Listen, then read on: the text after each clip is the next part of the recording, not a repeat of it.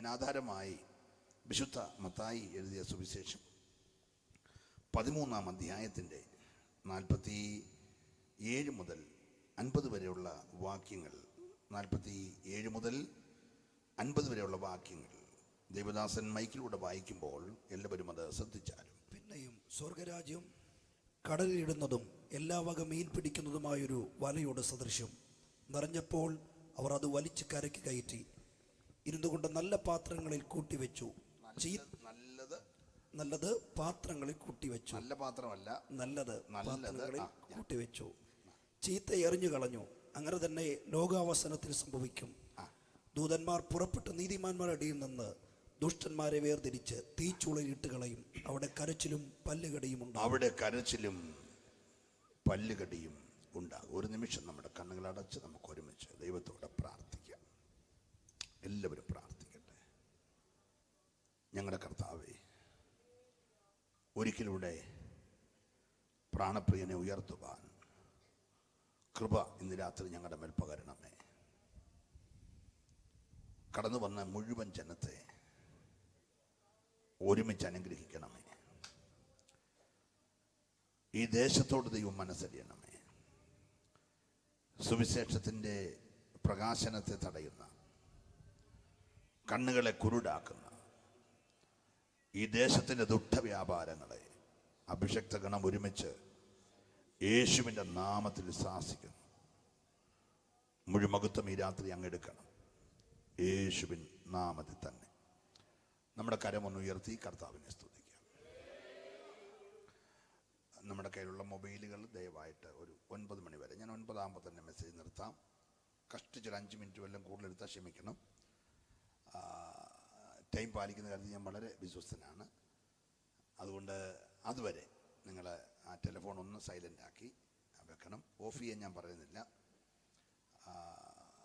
നമുക്ക് അല്പനിമിഷം കർത്താവിൽ നിന്ന് കേൾക്കാനായിട്ട് കൊതിയോടെ വന്ന എത്ര പേരുണ്ട്? ഹല്ലേലൂയ. പണ്ടൊക്കെ നമ്മുടെ സുവിശേഷ യോഗങ്ങളിൽ തുടങ്ങുന്ന ദിവസം രക്ഷയെക്കുറിച്ച് പറഞ്ഞ്, രണ്ടാമത്തെ ദിവസം ഉപദേശ സത്യങ്ങൾ പറഞ്ഞ്, മൂന്നാമത്തെ രാത്രി ഭക്തന്മാരായ വിശുദ്ധന്മാർ കർത്താവിൻ്റെ രണ്ടാമത്തെ വരവിനെക്കുറിച്ച് പറഞ്ഞ് കർത്താവ് താൻ ഗംഭീരനാമ പാട്ടൊക്കെ പാടി ആരാധിച്ചു പോകുന്ന ഒരു കാലഘട്ടം നമുക്കുണ്ടായിരുന്നു. ഇന്നതൊക്കെ നമ്മുടെ ഇടയിൽ നിന്ന് എപ്പോഴൊക്കെയോ മാഞ്ഞു പോയിരിക്കുകയാണ്. യേശു കർത്താവ് ഈ ലോകത്തിലേക്ക് മനുഷ്യനായി അവതരിക്കും എന്ന് 39 പഴയ നിയമ പുസ്തകങ്ങളിൽ ഏതാണ്ട് 300-ലധികം പ്രാവശ്യം ദൈവാത്മാവ് ആവർത്തിച്ചോർപ്പിച്ചു. പക്ഷെ അത് വായിച്ച് പ്രമാണിച്ച് യഹൂദൻ ഉൾപ്പെടെ ആരും വിശ്വസിച്ചില്ല. അവർ വിശ്വസിച്ചില്ലെങ്കിലും അത് നിറവേറി യേശു ലോകത്തിലേക്ക് വന്നു. യേശു ലോകത്തിൽ വന്നത് മനുഷ്യപുത്രനായ എന്നെ ദൈവപുത്രനാക്കി തീർക്കാൻ. ദൈവപുത്രനായ ക്രിസ്തു മനുഷ്യപുത്രനായി ലോകത്തിൽ വന്നതാണ് ലോകത്തിലെ ഏറ്റവും വലിയ അത്ഭുതം. ഒന്നുകൂടെ ഞാൻ പറയുന്നു, ലോകത്തിലെ ഏറ്റവും വലിയ അത്ഭുതം 5 അപ്പം കൊണ്ട് 5000 പേരെ പോഷിപ്പിച്ചതല്ല, കാറ്റും കടലും അടങ്ങാൻ പറഞ്ഞതല്ല, ലാസർ എഴുന്നേറ്റ് വരാൻ പറഞ്ഞതല്ല. ലോകത്തിലെ ഏറ്റവും വലിയ അത്ഭുതം സാക്ഷാൽ ദൈവമായിരുന്ന ദൈവപുത്രൻ മരണത്തിനടിമപ്പെട്ട മനുഷ്യരായ നമ്മെ ദൈവപുത്രരാക്കി തീർക്കാൻ മനുഷ്യപുത്രനായി തീർന്ന കഥയാണ് ലോകത്തിലെ ഏറ്റവും വലിയ അത്ഭുതം. ഇനി സംഭവിക്കാൻ പോകുന്ന ഏറ്റവും വലിയ അത്ഭുതം, ആ കർത്താവ് തൻ്റെ സഭയെ ചേർക്കാൻ രണ്ടാമത് വരുന്നതാണ്. പഴയ നിയമത്തിൽ ഒന്നാമത്തെ വരവിനെ കുറിച്ച് 300-ലധികം പ്രാവശ്യം ദൈവാത്മാവ് ഇടപെട്ടെങ്കിൽ 620-ലധികം പ്രാവശ്യം പുതിയ നിയമത്തിൽ കർത്താവിൻ്റെ രണ്ടാമത്തെ വരവിനെ കുറിച്ച് പറഞ്ഞിരിക്കുകയാണ്. അർത്ഥാൽ 300 പ്രാവശ്യം പറഞ്ഞ കർത്താവ് ഒന്നാമത് വന്നെങ്കിൽ അതിൻ്റെ ഇരട്ടിയിലധികം പ്രാവശ്യം പറഞ്ഞിരിക്കുന്ന യേശു രണ്ടാമത് വരും. ആര് വിശ്വസിച്ചാലും ഇല്ലെങ്കിലും യേശു വരും. അത് നനയാത്ത നാഴികയിൽ അവൻ വരുന്നത് കൊണ്ട് നിങ്ങൾ ഒരുങ്ങിയിരിക്കണമെന്ന് പറയാൻ വേണ്ടി മാത്രമാണ് ഇന്ന് രാത്രി ഞാൻ ഓടി ഇവിടെ എത്തിയത്. Price the Lord. ഇവിടെ വായിച്ച വാക്യം വളരെ ശ്രദ്ധേയമാണ്. സ്വർഗരാജ്യം എന്ന വലിയ വിഷയത്തെക്കുറിച്ച് കർത്താവ് ഒരു 10-ലധികം ഉപമകൾ ഏത് സാധാരണക്കാരനും സാമാന്യ വിദ്യാഭ്യാസം പോലും ഇല്ലാത്ത ഒരാൾക്ക് വായിച്ചാൽ ഗ്രഹിക്കാൻ കഴിയുന്ന നിലയിൽ സ്വർഗരാജ്യത്തിനെ കുറിച്ച് നമ്മളെ ഓർമ്മപ്പെടുത്തിയിട്ടുണ്ട്. അത് പ്രാപിക്കണമെങ്കിൽ നമുക്കൊത്തിരി ക്ഷമയോടെയുള്ള കാത്തിരിപ്പ് ആവശ്യമാണ്. ഞാൻ ഇന്നലെ എൻ്റെ സഭയിലെ പ്രസംഗിച്ചപ്പോൾ എടുത്ത ഒരു വിഷയം, ഒരു മനുഷ്യൻ ഏതാണ്ട് 13,680 ദിവസം 13,680 ദിവസം എന്ന് പറഞ്ഞാൽ 38 വർഷം. യഹൂദന്റെ ഒരു വർഷം 360 ദിവസമാണ്. 7 ദിവസങ്ങൾ വീതമുള്ള 4 ആഴ്ചയും ഒരു അമാവാസിയും ഒരു പൗർണമാസിയും ചേർത്ത് 30 ദിവസമാണ് അവൻ്റെ ഒരു മാസം. അങ്ങനത്തെ 12 മാസങ്ങൾ അടങ്ങുന്ന 360 ദിവസമാണ് അവൻ്റെ ഒരു വർഷം. അങ്ങനത്തെ 38 വർഷം, ഏതാണ്ട് 13,680 ദിവസം ഒരു മനുഷ്യൻ ഒരു കാര്യത്തിന് വേണ്ടി പരിശ്രമിക്കുക. ഏതോ ഉപദേശി പറഞ്ഞു, നിരങ്ങിയായിരുന്ന വീണേനെ. അങ്ങനൊന്നും വീഴത്തില്ല, അവൻ എല്ലാ ദിവസവും പരിശ്രമിച്ചെന്ന. അവനെപ്പോലെ ഒരു വിടുതലിന് വേണ്ടി കൊതിച്ചിട്ട് പിന്മാറാത്ത ഒരാളെ ഞാൻ ഇതുവരെ കണ്ടിട്ടില്ല. നമ്മളൊക്കെ ഒരു വിഷയത്തിന് 3 ദിവസം ഉപവസിച്ചവർ കാണും, 7 ദിവസം ഇരുന്നവർ കാണും, 21, 40 ഇരുന്ന് ഒറ്റപ്പെട്ടവർ കാണും, 2, 3, 21 കഴിഞ്ഞപ്പോൾ മടുത്ത് മാറിയവർ കാണും. പക്ഷെ ഇവന് 2, 4, 21 അല്ല, 13,680 ദിവസം ഒറ്റ വിഷയം. അവനെ അലട്ടുന്ന പക്ഷപാത രോഗത്തിൽ നിന്ന് അവന് സൗഖ്യം വേണം. എല്ലാ ദിവസവും ദൂതൻ ഇറങ്ങും, കൊല്ലം കലക്കും. ദൂതന്റെ പണി കൊല്ലം കലക്കുക മാത്രം. ഇന്നലെ ബൈക്കേൽ ഓടിച്ചു പോയപ്പോൾ, അന്ന് ബൈക്കൊന്നും ഇല്ല കേട്ടോ, ഞങ്ങൾക്കൊന്ന് മനസ്സിലാകാൻ വേണ്ടിയിട്ടാ. ഓട്ടോ വന്നിടിച്ച് കാലൊടിഞ്ഞ അവൻ ഇന്നലെ വന്നു. ഇന്ന് രാവിലെ അവൻ ചാടി ഇറങ്ങി സൗഖ്യം പ്രാപിച്ചു. പിറ്റേ ദിവസം ഓട്ടോ ഓടിച്ചോണ്ട് പിന്നെയും പോയി. സ്തോത്രം. ചക്ക പറിക്കാൻ കയറിയവൻ താഴെ വീണു, കൈ ഒടിഞ്ഞു. അവൻ ഇന്നലെ വന്നതാ, അവൻ ഇന്ന് രാവിലെ പ്രാപിച്ചുണ്ടാവും പോയി. അങ്ങനെയൊക്കെ പോയിട്ടും 38 വർഷമായിട്ട് ഇവൻ അവിടെ തന്നെ കിടക്കുക. എന്നും അവൻ പരിശ്രമിച്ചത്. അവൻ പറഞ്ഞൊരു വാക്കുണ്ട്, കർത്താവേ, ദൂതൻ ഇറങ്ങി കുളം കലക്കുമ്പോൾ ഞാൻ അവിടെ ചെല്ലും. പക്ഷെ ഞാൻ ചെല്ലുന്നതിന് തൊട്ടു മുമ്പേ മറ്റൊരുത്തൻ ഇറങ്ങും. അപ്പൊ അവൻ എല്ലാ ദിവസവും ശ്രമിച്ചവനാ. മനസ്സിലാകുന്നുണ്ടല്ലോ? ഒരു ദിവസം പോലും അവൻ ശ്രമിക്കാതിരുന്നില്ല. പക്ഷെ അതിനു മുമ്പേ വേറൊരുത്തൻ അത് പ്രാപിച്ചുകൊണ്ട് പോകുകയാണ്. അന്ന് ഈ പ്രാപിച്ച് ഏതെങ്കിലും ഒരുത്തൻ ഉണ്ടാകുവേ, ഞാൻ ഇന്നലെ വന്നതാ, സൗഖ്യം പ്രാപിച്ചല്ലോ, നാളെ ദൂതൻ വന്ന് കലക്കുമ്പോൾ നിന്നെ എടുത്ത് ഞാൻ അതിനകത്ത് ഇടുന്ന കാര്യം ഏറ്റു എന്ന് ഇന്ന് വരെ ഈ 13,680 പേരെങ്കിലും സൗഖ്യം പ്രാപിച്ച് പോയി കാണും. അവരിൽ ഒരാൾ പോലും ഇവനോട് പറഞ്ഞില്ല. അർത്ഥാൽ അവന്റെ പ്രശ്നം ഇപ്പം രോഗമല്ല, അവന്റെ പ്രശ്നം ഇത്രയും നാള് സൗഖ്യത്തിന് വേണ്ടി ചെന്നിട്ട് സൗഖ്യമായില്ലെന്നുള്ളതല്ല. എനിക്ക് ഈ ഭൂമിയിൽ എന്നെ ഒന്ന് സഹായിക്കാൻ എനിക്കാരുമില്ല, അതാ അവന്റെ പ്രശ്നം. പ്രാർത്ഥിച്ചുകൊണ്ടിരിക്കണേ. യേശു ചോദിച്ചു, മോനെ നിനക്ക് സൗഖ്യമാകാൻ മനസ്സുണ്ടോടാ? അവൻ പറഞ്ഞ മറുപടി, കർത്താവ് എനിക്കാരുമില്ല. ഇന്ന് രാത്രിയിലെ കൺവെൻഷനിലും ആരുമില്ല എന്ന് വിചാരിക്കുന്ന നിന്നെ അറിഞ്ഞ് അടുത്തു വരുന്നൊരു നല്ല കർത്താവ് ഇവിടെയുണ്ട്. എത്ര പേര് വിശ്വസിക്കാൻ തയ്യാറുണ്ട്? ഉലകത്തിൽ ആരും നിനക്ക് സപ്പോർട്ടില്ലെങ്കിലും നിന്നെ തേടി വരും. നിങ്ങൾ ശ്രദ്ധിച്ചേ, 5 മണ്ഡപത്തിൽ ആളുകൾ കിടക്കുക, 5 സ്റ്റേജിൽ ആളുകൾ കിടക്കുക, നാനാവ്യാധി പിടിച്ചവർ കിടക്കുക, കുരുടനെ, ചെകിടനെ, മുടന്തനെ, കുഷ്ഠരോഗി ഉൾപ്പെടെ നാനാവ്യാധിക്കാർ കിടക്കുകയാ. പക്ഷേ ഇന്നലെ കൈയൊടിഞ്ഞവന് വെള്ളം കോരി കൊടുക്കാൻ അമ്മാമ അടക്കിയിരിപ്പുണ്ട്. ഇപ്പുറത്ത് കാലിന് വേദന ഉള്ളവന് കാപ്പി അനത്തി കൊടുക്കാൻ അച്ചാനടക്കിനിരിപ്പുണ്ട്. ഹലോ, ഇവർക്കെല്ലാം ആരെങ്കിലും ഒക്കെ ചെറിയ ഹെൽപ്പിനുണ്ട്. പക്ഷെ ഇവന് മാത്രം മനസ്സിലാകുന്നുണ്ടോ? Price the Lord. ബന്ധപ്പെട്ട് കുളത്തിന്റെ കരയ്ക്ക് വരെ പോയിട്ട് തിരിച്ചു വന്ന് കിടക്കുന്ന കാര്യം ഓർത്തു നോക്കി. ഇപ്പൊ അവന്റെ പ്രശ്നം, അവൻ ആരും, ഇന്ന് രാത്രി എന്നെ കേൾക്കുന്ന സ്നേഹിത സഹോദരി,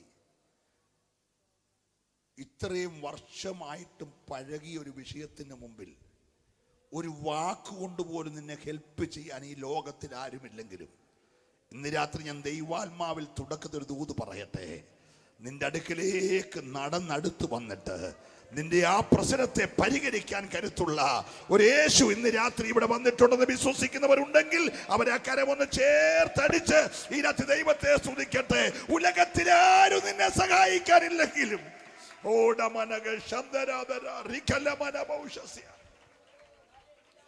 എനിക്ക് ഈ മനുഷ്യരോടുള്ള ഏറ്റവും വലിയ ബഹുമാനം, ഇത്രയും ദിവസം പരിശ്രമിച്ചിട്ട് നടന്നില്ല എന്ന് കരുതി ഇവൻ പിന്മാറിയിട്ടില്ല. യേശു വന്നത് ഇവിടെ പാനല്ല, പള്ളിയിലോട്ട് വന്നതാ. അവൻ പതിവ് പോലെ എങ്ങോട്ട് വന്നതാ? ദേവാലയത്തിൽ വന്നതാ. ദേവാലയത്തിലേക്ക് കയറാൻ വന്ന കർത്താവ് നേരെ റൂട്ട് തിരിച്ചിട്ട് പക്ഷപാത രോഗികളും നാനാവ്യാധിക്കാരും ഒക്കെ മാത്രം കയറുന്ന ഒരു വാതിലുണ്ട്. ആ വാതിലിന്റെ പേര് ആട്ടുവാതിലാ. അതുവഴി അവനകത്ത് കയറി. വന്നത് ഇങ്ങോട്ടാ, കയറിയത് അങ്ങോട്ടാ. അർത്ഥം, ആരുമില്ലാത്തവനെ അവൻ കണ്ടു.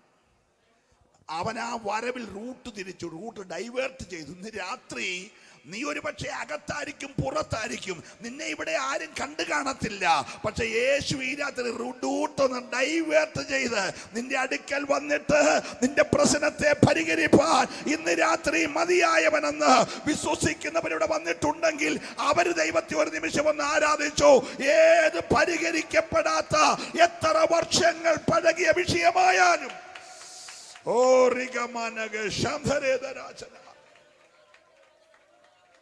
Praise the Lord. കർത്താവിന്റെ ഹൃദയത്തിലെ ഒരു വലിയ ആഗ്രഹമായിരുന്നു, എൻ്റെ ശ്രോതാക്കൾ, എൻ്റെ ശിക്ഷകണം സ്വർഗരാജ്യം എന്താണെന്ന് അറിയണം. Price the Lord. അതിന് കർത്താവ് തുടങ്ങുകയാണ്. സ്വർഗരാജ്യം എന്ന് പറയുന്നത് ഒരു മനുഷ്യൻ വിതയ്ക്കാൻ പോയി. പോകുന്ന വഴിയിൽ അവന്റെ വിത്തിരിക്കുന്ന കൊട്ടയിൽ നിന്ന് കുറെ വഴിയറമ്പിൽ ഇങ്ങനെ വീണുപോയി. ഈ വിതയ്ക്കാൻ പോയവൻ അറിയാതെ സംഭവിച്ചൊരു കാര്യമാണ്, അവന്റെ തലയിൽ ഇരുന്ന വിത്തിൽ കുറച്ച് വഴിയറമ്പിൽ തൂകിപ്പോയി. ഇത് വീഴുന്നത് നോക്കിയിരിക്കുകയായിരുന്നു പറവകൾ. നിലത്ത് വീണ വിത്തുകൾ പറവകൾ കൊത്തിക്കൊണ്ടുപോയി. ഈ വിതക്കാരൻ മുൻപോട്ട് പോയി കുറച്ച് പാറസ്ഥലത്ത് വീണു. പെട്ടെന്ന് കിളുത്തു വന്നു. പക്ഷേ അടുത്ത വെയിലടിച്ചപ്പോൾ മണ്ണിന് ആഴമില്ലായകയാൽ കിളുത്തു വന്നതെല്ലാം ഉണങ്ങിപ്പോയി. കുറെ കൂടെ മുൻപോട്ട് പോയപ്പോൾ കുറച്ച് വിത്ത് മുള്ളിനിടയിൽ വീണു. മുള്ള് ശക്തമായി കിളുത്തു വന്നു. കിളുത്ത വിത്തിനെ മുള്ള് ഞെരുക്കുകയാൽ അത് ഫലം കായ്ക്കാതെ പോയി. എന്നാൽ ഏറ്റവും ഒടുവിൽ ശേഷിച്ച കുറച്ച് വിത്ത് നല്ല നിലത്ത് വിതച്ചു. അത് 30, 60, 100 ക്രമത്തിൽ വളർന്നു. നമുക്കിതിനെ 100 വിത്തായിട്ട് അങ്ങ് കൂട്ടാൻ തൽക്കാലം മനസ്സിലാകാൻ. 25 വിത്ത് വഴിയറമ്പിൽ, 25 വിത്ത് പാറസ്ഥലത്ത്, 25 വിത്ത് മുള്ളിനിടയിൽ. ബാക്കി എത്ര വിത്തുണ്ട്?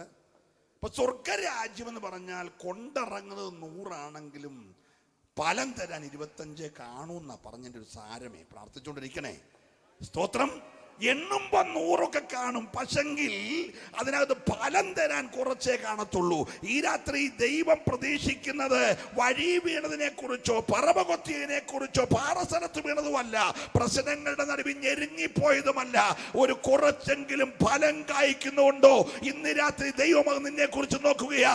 ദൈവത്തിന് വേണ്ടി ഫലം കായ്ക്കുന്ന ഒന്നുണ്ടെങ്കിൽ അത് സ്വർഗരാജ്യത്തിന്റെ അനുഭവമുള്ളതാ. കർത്താവ് അവിടെ നിർത്തിയില്ല. കർത്താവ് തുടരുകയാണ്. കർത്താവ് പറഞ്ഞു, സ്വർഗരാജ്യം എന്ന് പറഞ്ഞാൽ ഒരു മനുഷ്യൻ തൻ്റെ വയലിൽ നല്ല വിത്ത് വിതച്ചതിനോട് സാദൃശ്യം. അത് കിളിർത്തു. കിളിർത്തത് കണ്ടിട്ട് വിതച്ചവൻ പോയി സുഖമായിട്ടൊന്ന് ഉറങ്ങി. നമ്മൾ ഈ 3 ദിവസം മഴയൊക്കെ പെയ്യുവാണെങ്കിൽ കസാറ അടുക്കി വെക്കണം, തിരിച്ച് കസാറ ഇറക്കി വെക്കണം, പിന്നെ അത് തുടയ്ക്കണം, പിന്നെ അങ്ങോട്ട് വെച്ച കസാറ ഇങ്ങോട്ട് തിരിച്ചിടണം, അവിടുത്തെ സ്റ്റേജ് ഇവിടെ ആക്കണം. കുറേ ബെത്തപ്പാടല്ലേ. 3 ദിവസം കിടന്ന് കഷ്ടപ്പെട്ട ആ 4-ാമത്തെ ദിവസം അറിയാതെ എന്ത് ചെയ്തു പോകും? ഉറങ്ങി. ശ്രദ്ധിക്കണേ. അപ്പൊ ഈ വിതച്ചോനും എന്ത് പറ്റി? ഉറങ്ങി. ഉറങ്ങിയപ്പോൾ ദുഷ്ടൻ നല്ല വിത്തിനിടയ്ക്ക് നല്ല നിലത്ത് കൊണ്ട് കളയുടെ വിതച്ചു. രണ്ടും കിളിർത്തു.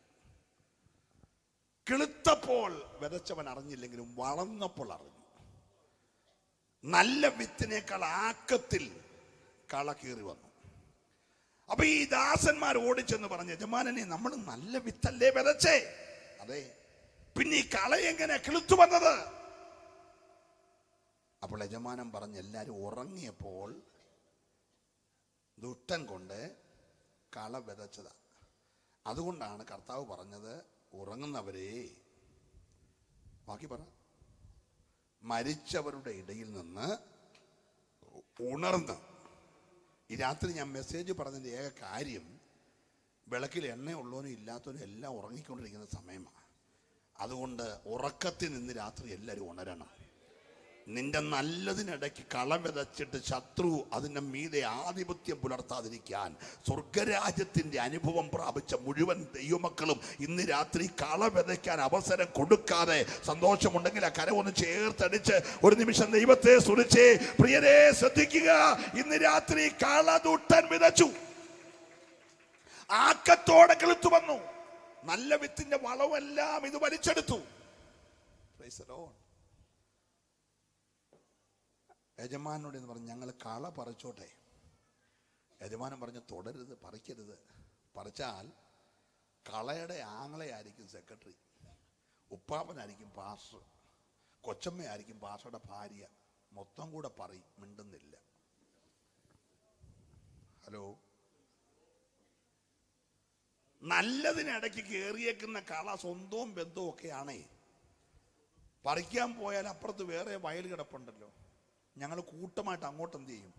അവിടെ സ്വീകരിക്കാൻ റെഡിയായിട്ടിരിക്കുകയല്ലേ, മിണ്ടുന്നില്ല. Price the Lord. അതുകൊണ്ട് കർത്താവ് പറഞ്ഞു, നിൽക്കട്ടെ, അതൊക്കെ ഞാൻ ക്രമീകരിച്ചു. വളർന്നു പോയല്ലോ, കൊയ്ത്തു വരെ വളരട്ടെ. ഇന്ന് രാത്രി പലതിനെയും പറിക്കാഞ്ഞത് കർത്താവ് കൊയ്ത്തു വരെ വളരെ അനുവദിച്ചേക്കുക. പ്രാർത്ഥിച്ചുകൊണ്ടിരിക്കണേ. ഹല്ലേലൂയ. പറിക്കാത്തത് കൊണ്ട് കർത്താവ് നിന്നെ പോലെ ഉള്ളവനാണെന്ന് എപ്പോഴെങ്കിലും നിനക്ക് തോന്നിയിട്ടുണ്ടെങ്കിൽ അബദ്ധം പറ്റി. അവൻ വേരോടെ പറിക്കുന്ന ദിവസം ഉണ്ട് എന്ന് ഇന്ന് രാത്രി ആരും മറക്കരുത്. എന്നെ കേൾക്കുന്നവരോട് ഞാൻ ദൈവാത്മാവി ദൂതോർപ്പിക്കട്ടെ, നല്ലതിനിടയിൽ കളയും കൂടെ വളർന്നാൽ തൽക്കാലം പറിക്കത്തില്ല. പക്ഷേ യേശു പറഞ്ഞു, കൊയ്ത്തിന്റെ യജമാനൻ വരും. ആര് വരും? കൊയ്ത്തിന്റെ യജമാനൻ വരും. അവൻ കൊയ്യാൻ കൽപ്പിക്കും. കൊയ്ത് കൂട്ടുന്നതിൽ നിന്ന് നല്ലത് മാത്രം കളപ്പുരിയിലേക്ക് കൂട്ടും. കാളയെല്ലാം കൂടെ ഒരുമിച്ച് കൂട്ടി തീയിലിട്ട് കത്തിക്കും. ഒരു സ്തോത്രം പറയണം. ഇന്ന് രാത്രി ദൈവജനമേ, ചൂള പോലെ കത്തുന്ന ഒരു ദിവസം വരുന്നുണ്ട്. അന്ന് സകല അഹങ്കാരികളും സകല ദുഷ്പ്രവർത്തിക്കാരും താളടിയാകുന്ന ഒരു തീ വെളിപ്പെടാൻ പോകുകയാ. ഏറ്റെടുക്കുന്നവരുണ്ടെങ്കിൽ ദൈവത്തെ ഭയത്തോടെ സ്തുതിക്കട്ടെ. ചൂള പോലെ കത്തുന്ന ഒരു ദിവസം. ഞാൻ വിവരിക്കാൻ സമയമെടുക്കുന്നില്ല, ശ്രദ്ധിക്കണേ. മൂന്നാമത് കർത്താവ് പറഞ്ഞു, സ്വർഗരാജ്യം എന്ന് പറയുന്നത്, ഒരു മനുഷ്യൻ ഒരു കടുകുമണി കണ്ടു. അതാ മനുഷ്യൻ എടുത്തു, തൻ്റെ വയലിൽ കൊണ്ട് നട്ടു. അത് കിളിർത്തു. സസ്യങ്ങളിൽ വെച്ച് ഏറ്റവും വലിയ സസ്യമായി വളർന്നു. അതൊരു മരമായി. ഞാൻ ഒരു 40 രാജ്യങ്ങളിൽ പോയിട്ടുണ്ടെന്ന് എൻ്റെ ചിന്ത. പല വയലുകളും പല കൃഷി സ്ഥലങ്ങളൊക്കെ ഞാൻ കണ്ടിട്ടുണ്ട്. എനിക്ക് കൃഷി വലിയ ഇഷ്ടമുള്ള ഒരാളാണ്. പക്ഷെ ഞാൻ ഇതുവരെ കടുക് മരം കണ്ടിട്ടില്ല. നിങ്ങൾ ആരെങ്കിലും കണ്ടിട്ടുണ്ടെങ്കിൽ എന്നോട് പറയണം. കടുക് ചെടി ഞാൻ കണ്ടിട്ടുണ്ട്, പക്ഷെ കടുക് മരം ഇതുവരെ പക്ഷെ കർത്താവ് പറഞ്ഞ കടുക് നമ്മൾ ഉപയോഗിക്കുന്ന ഈ കടുകല്ല, മരമാകുന്ന കടുക. പ്രൈസലോ. പറവകൾ കൂടുവെക്കുന്ന കടുക, മൃഗങ്ങൾ തണുപ്പന്വേഷിച്ച് കീഴെ വന്ന് കിടക്കുന്ന കടുക. ഹലോ, പ്രൈസലോ. പണ്ടൊക്കെ ഞങ്ങളുടെ അമ്മമാര് പറയുമായിരുന്നു, ഇപ്പോഴത്തെ അമ്മമാര് പറയത്തില്ല, അന്ന് പറയുമായിരുന്നു, മക്കളെ കടുക് തൂകിക്കളയല്ല. വാഴൂരുകാർ തൂകുക എന്നാണോ പറയുന്നത്? താഴെ പോകുന്നതിന് ആണോ? ഓക്കെ, ഞങ്ങളുടെ റാന്നിക്കാർ പറയുന്ന ഭാഷയാണ്, വിച്ചറക്കാർ പറയുന്നത്. മക്കളെ കടുക് തൂകിക്കളയല്ലേ, കടുകെ ചവിട്ടിയ കടം കയറുമെന്നാണ് പറയുന്നത്. മിക്ക വീട്ടിലും കടമാണ്, കടുകെ ചവിട്ടിട്ടൊന്നുമല്ലല്ലോ. ഫ്രീസലോ, അത് കടുകെ ചവിട്ടിട്ടൊന്നുമല്ല. പക്ഷെ എന്തിനാ അമ്മച്ചി അങ്ങനെ പറയുന്നറിയാമോ? ഇത് താഴെ പോയാൽ വീണത് ഇവിടെ ആയിരിക്കും, പക്ഷെ അവിടെ തപ്പിയാലും സാധനം കിട്ടുന്നത് ഇത് ഉണ്ടങ്ങ് പോകും. വീടുന്നിടത്ത് ഈ സാധനം കിടക്കത്തില്ല, ഒന്നാമത്തെ പ്രത്യേകത. രണ്ടിത് കടുകിൽ കറുത്തതാണ്, മൂന്നിത് ചെറുതാണ്. സ്തോത്രം. വീണാ പിന്നെ പൂതക്കണ്ണാടി കൊണ്ട് നോക്കിയപ്പോൾ ഈ സാധനം കാണാൻ പറ്റത്തില്ല. Price the Lord. പിന്നെ അടുക്കളയിലുണ്ടെങ്കിൽ തിന്നയ്ക്ക് വിവരം അറിയാം. സാധനം ഇച്ചിരി ഉള്ളില്ല, അതിന്റെ പൊട്ടലും ചിരിലൊക്കെ ഭയങ്കരമാണ്, നിങ്ങൾ മിണ്ടുന്നില്ല. Price the Lord. അപ്പൊ ഇത് സാധനം ചെറുതാണെങ്കിലും അതിന്റെ വിവരം നമുക്ക് തിന്നക്കറിയാം, കടുക് അടുക്കളയിൽ പൊട്ടാൻ തുടങ്ങിയിട്ടുണ്ടെന്നുള്ളത്. കൈയൊന്നും പൊക്കണ്ട, പ്രാർത്ഥിച്ചുകൊണ്ടിരുന്നാൽ മതി. Price the Lord. ശ്രദ്ധിക്കണേ. അപ്പൊ കർത്താവ് പറയുന്നത് സ്വർഗരാജ്യം എന്ന് പറയുന്നത് കാഴ്ചയ്ക്ക് വലിയ വലിപ്പമില്ലാത്ത, കണ്ടാ വലിയ നിറമില്ലാത്ത, എടുത്തു പറയാവുന്ന യോഗ്യതയൊന്നുമില്ലാത്ത, വീണാപ്പിനെ തിരിച്ചു പിടിക്കാൻ കഴിയാത്ത, വീണടത്ത് കിടക്കാത്ത, അകത്തൊണ്ടേ ശബ്ദം കേൾപ്പിക്കുന്ന ഒന്നാണ്. പക്ഷെ അതൊരു മനുഷ്യൻ കണ്ടു. ഒരു സ്വത്രം പറയണം. എനിക്ക് അവിടെ തന്നെ 1 മണിക്കൂർ നിന്നാൽ കൊള്ളാവുന്നുണ്ട്. കാണാൻ സാധ്യതയില്ലാത്ത ചെറിയ ഒന്നിനെ ഈ നല്ല യജമാനൻ കണ്ടല്ലോ. ഇന്ന് രാത്രി ദൈവത്തിന്റെ പൈതലെ, ആരും പരിഗണിക്കാത്ത, ഒരു കണ്ണിന് പോലും ദയ തോന്നാത്ത നിന്നെ ഇന്ന് രാത്രി സ്വർഗത്തിന്റെ കണ്ണുകൾ കണ്ടെന്നോർക്കുമ്പോൾ പോരെ പോരെ കരമടിച്ച് ഇന്ന് രാത്രി ദൈവത്തെ ആരാധിക്കാൻ വകയുണ്ട്. അർഹതയില്ലാത്ത നിന്നെ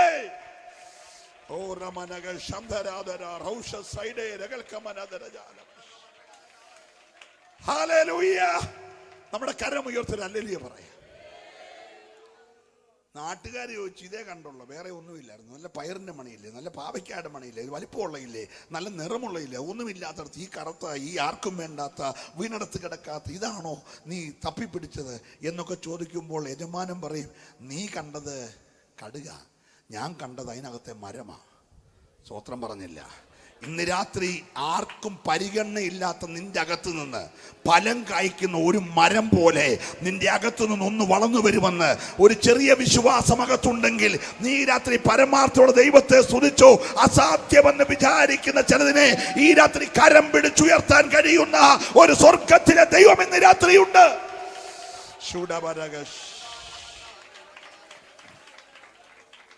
ഹല്ലേലൂയ. ഈ നമ്മൾ പ്രതീക്ഷിക്കുന്ന ആളുകളെ ഒന്നുമല്ല കർത്താവ് നോക്കുന്നത് കേട്ടോ. കഴുതയെ തപ്പി നടക്കുന്നവനെ കർത്താവ് കണ്ടു, അവനെ പിടിച്ച് രാജാവാക്കി. ആടിന്റെ പുറകെ നടക്കുന്നവനെ കർത്താവ് കണ്ടു, അവനെ പിടിച്ച് രാജാവാക്കി. മീൻ പിടിക്കാൻ പോയവനെ പുറകെ പോയി പടകെ കയറി അല്പം സ്ഥലം തരാമെന്ന് ചോദിച്ചു, അവനെ പിടിച്ച് സഭയുടെ നേതാവാക്കി. ഒരു പ്രതീക്ഷയില്ലാതെ നസറേത്തിൽ നിന്ന് വല്ല നന്മയും വരുമോ എന്ന് ചോദിച്ച് രാവിലെ തൊട്ട് വൈകോളം അത്തിക്കീഴെ ഇരിക്കുന്നവന്റെ പുറകെ പോയിട്ട് അവനെ പിടിച്ച് ശിഷ്യനാക്കി. നിങ്ങൾ മിണ്ടുന്നില്ല. ഇന്ന് രാത്രി കർത്താവ് നോക്കുന്നത് പാരമ്പര്യവും കുടുംബശ്രേഷ്ഠതയൊന്നും അല്ല കേട്ടോ. ആർക്കും വേണ്ടാത്ത ചിലതിനെ, ലോകം വിടക്കുന്ന ചിലതിനെ, ലോകം പുച്ഛിച്ചു തള്ളിയ ചിലതിനെ, ചില ചെറിയതിനെ ദൈവം ഈ രാത്രി ശ്രദ്ധിക്കുന്നുണ്ട്. ഓ, ഞാൻ ദൈവത്തെ സ്തുതിക്കുകയാ. ഹല്ലേലൂയ. ഈ അത്തിയുടെ ചുവട്ടിരുന്ന നദനീലിന്റെ കാര്യം പറഞ്ഞപ്പോൾ ഒരു കാര്യം മാതാപിതാക്കളോടൊന്ന് പറയുവാണ്. യഹൂദന്റെ ഒരു സിസ്റ്റം, യഹൂദന്റെ വീട്ടിൽ ആങ്കൊച്ചുണ്ടായാൽ അതിന് 8-ാം നാളിൽ ആലയത്തിൽ കൊണ്ടുവന്ന് പരിച്ഛേദന കഴിക്കണം. അത് വ്യവസ്ഥയാണ്. അവർ കൃത്യമായിട്ട് എന്തെല്ലാം പ്രശ്നമുണ്ട് 8-ാം നാളിൽ കൊണ്ടുവന്നിരിക്കും. കൊണ്ടുവരുമ്പോൾ സാമ്പത്തികമുള്ളവനാണ് അതിൻ്റെ കൂടെ ഒരു കാളെ കൊണ്ടുവരും, അല്ലെ പശുവിനെ കൊണ്ടുവരും, അല്ലെ കോലാട്ടുകുട്ടനെ കൊണ്ടുവരും, അല്ലെ ആട്ടുകുട്ടിയെ കൊണ്ടുവരും. ഒന്നുമില്ലാതെ നമ്മുടെ യേശുവിനെ പോലുള്ള ഫാമിലി ആണെങ്കിൽ പ്രാവും കുഞ്ഞിനേലും കൊണ്ടുവരും. മനസ്സിലാകുന്നുണ്ടല്ലോ? Praise the Lord. എന്തിനേലും ഒന്ന് കൊണ്ടുവന്നിരിക്കണം. കാരണം ഇതിനെ തന്നതിൻ്റെ നന്ദിയായിട്ട് സമർപ്പിക്കാൻ.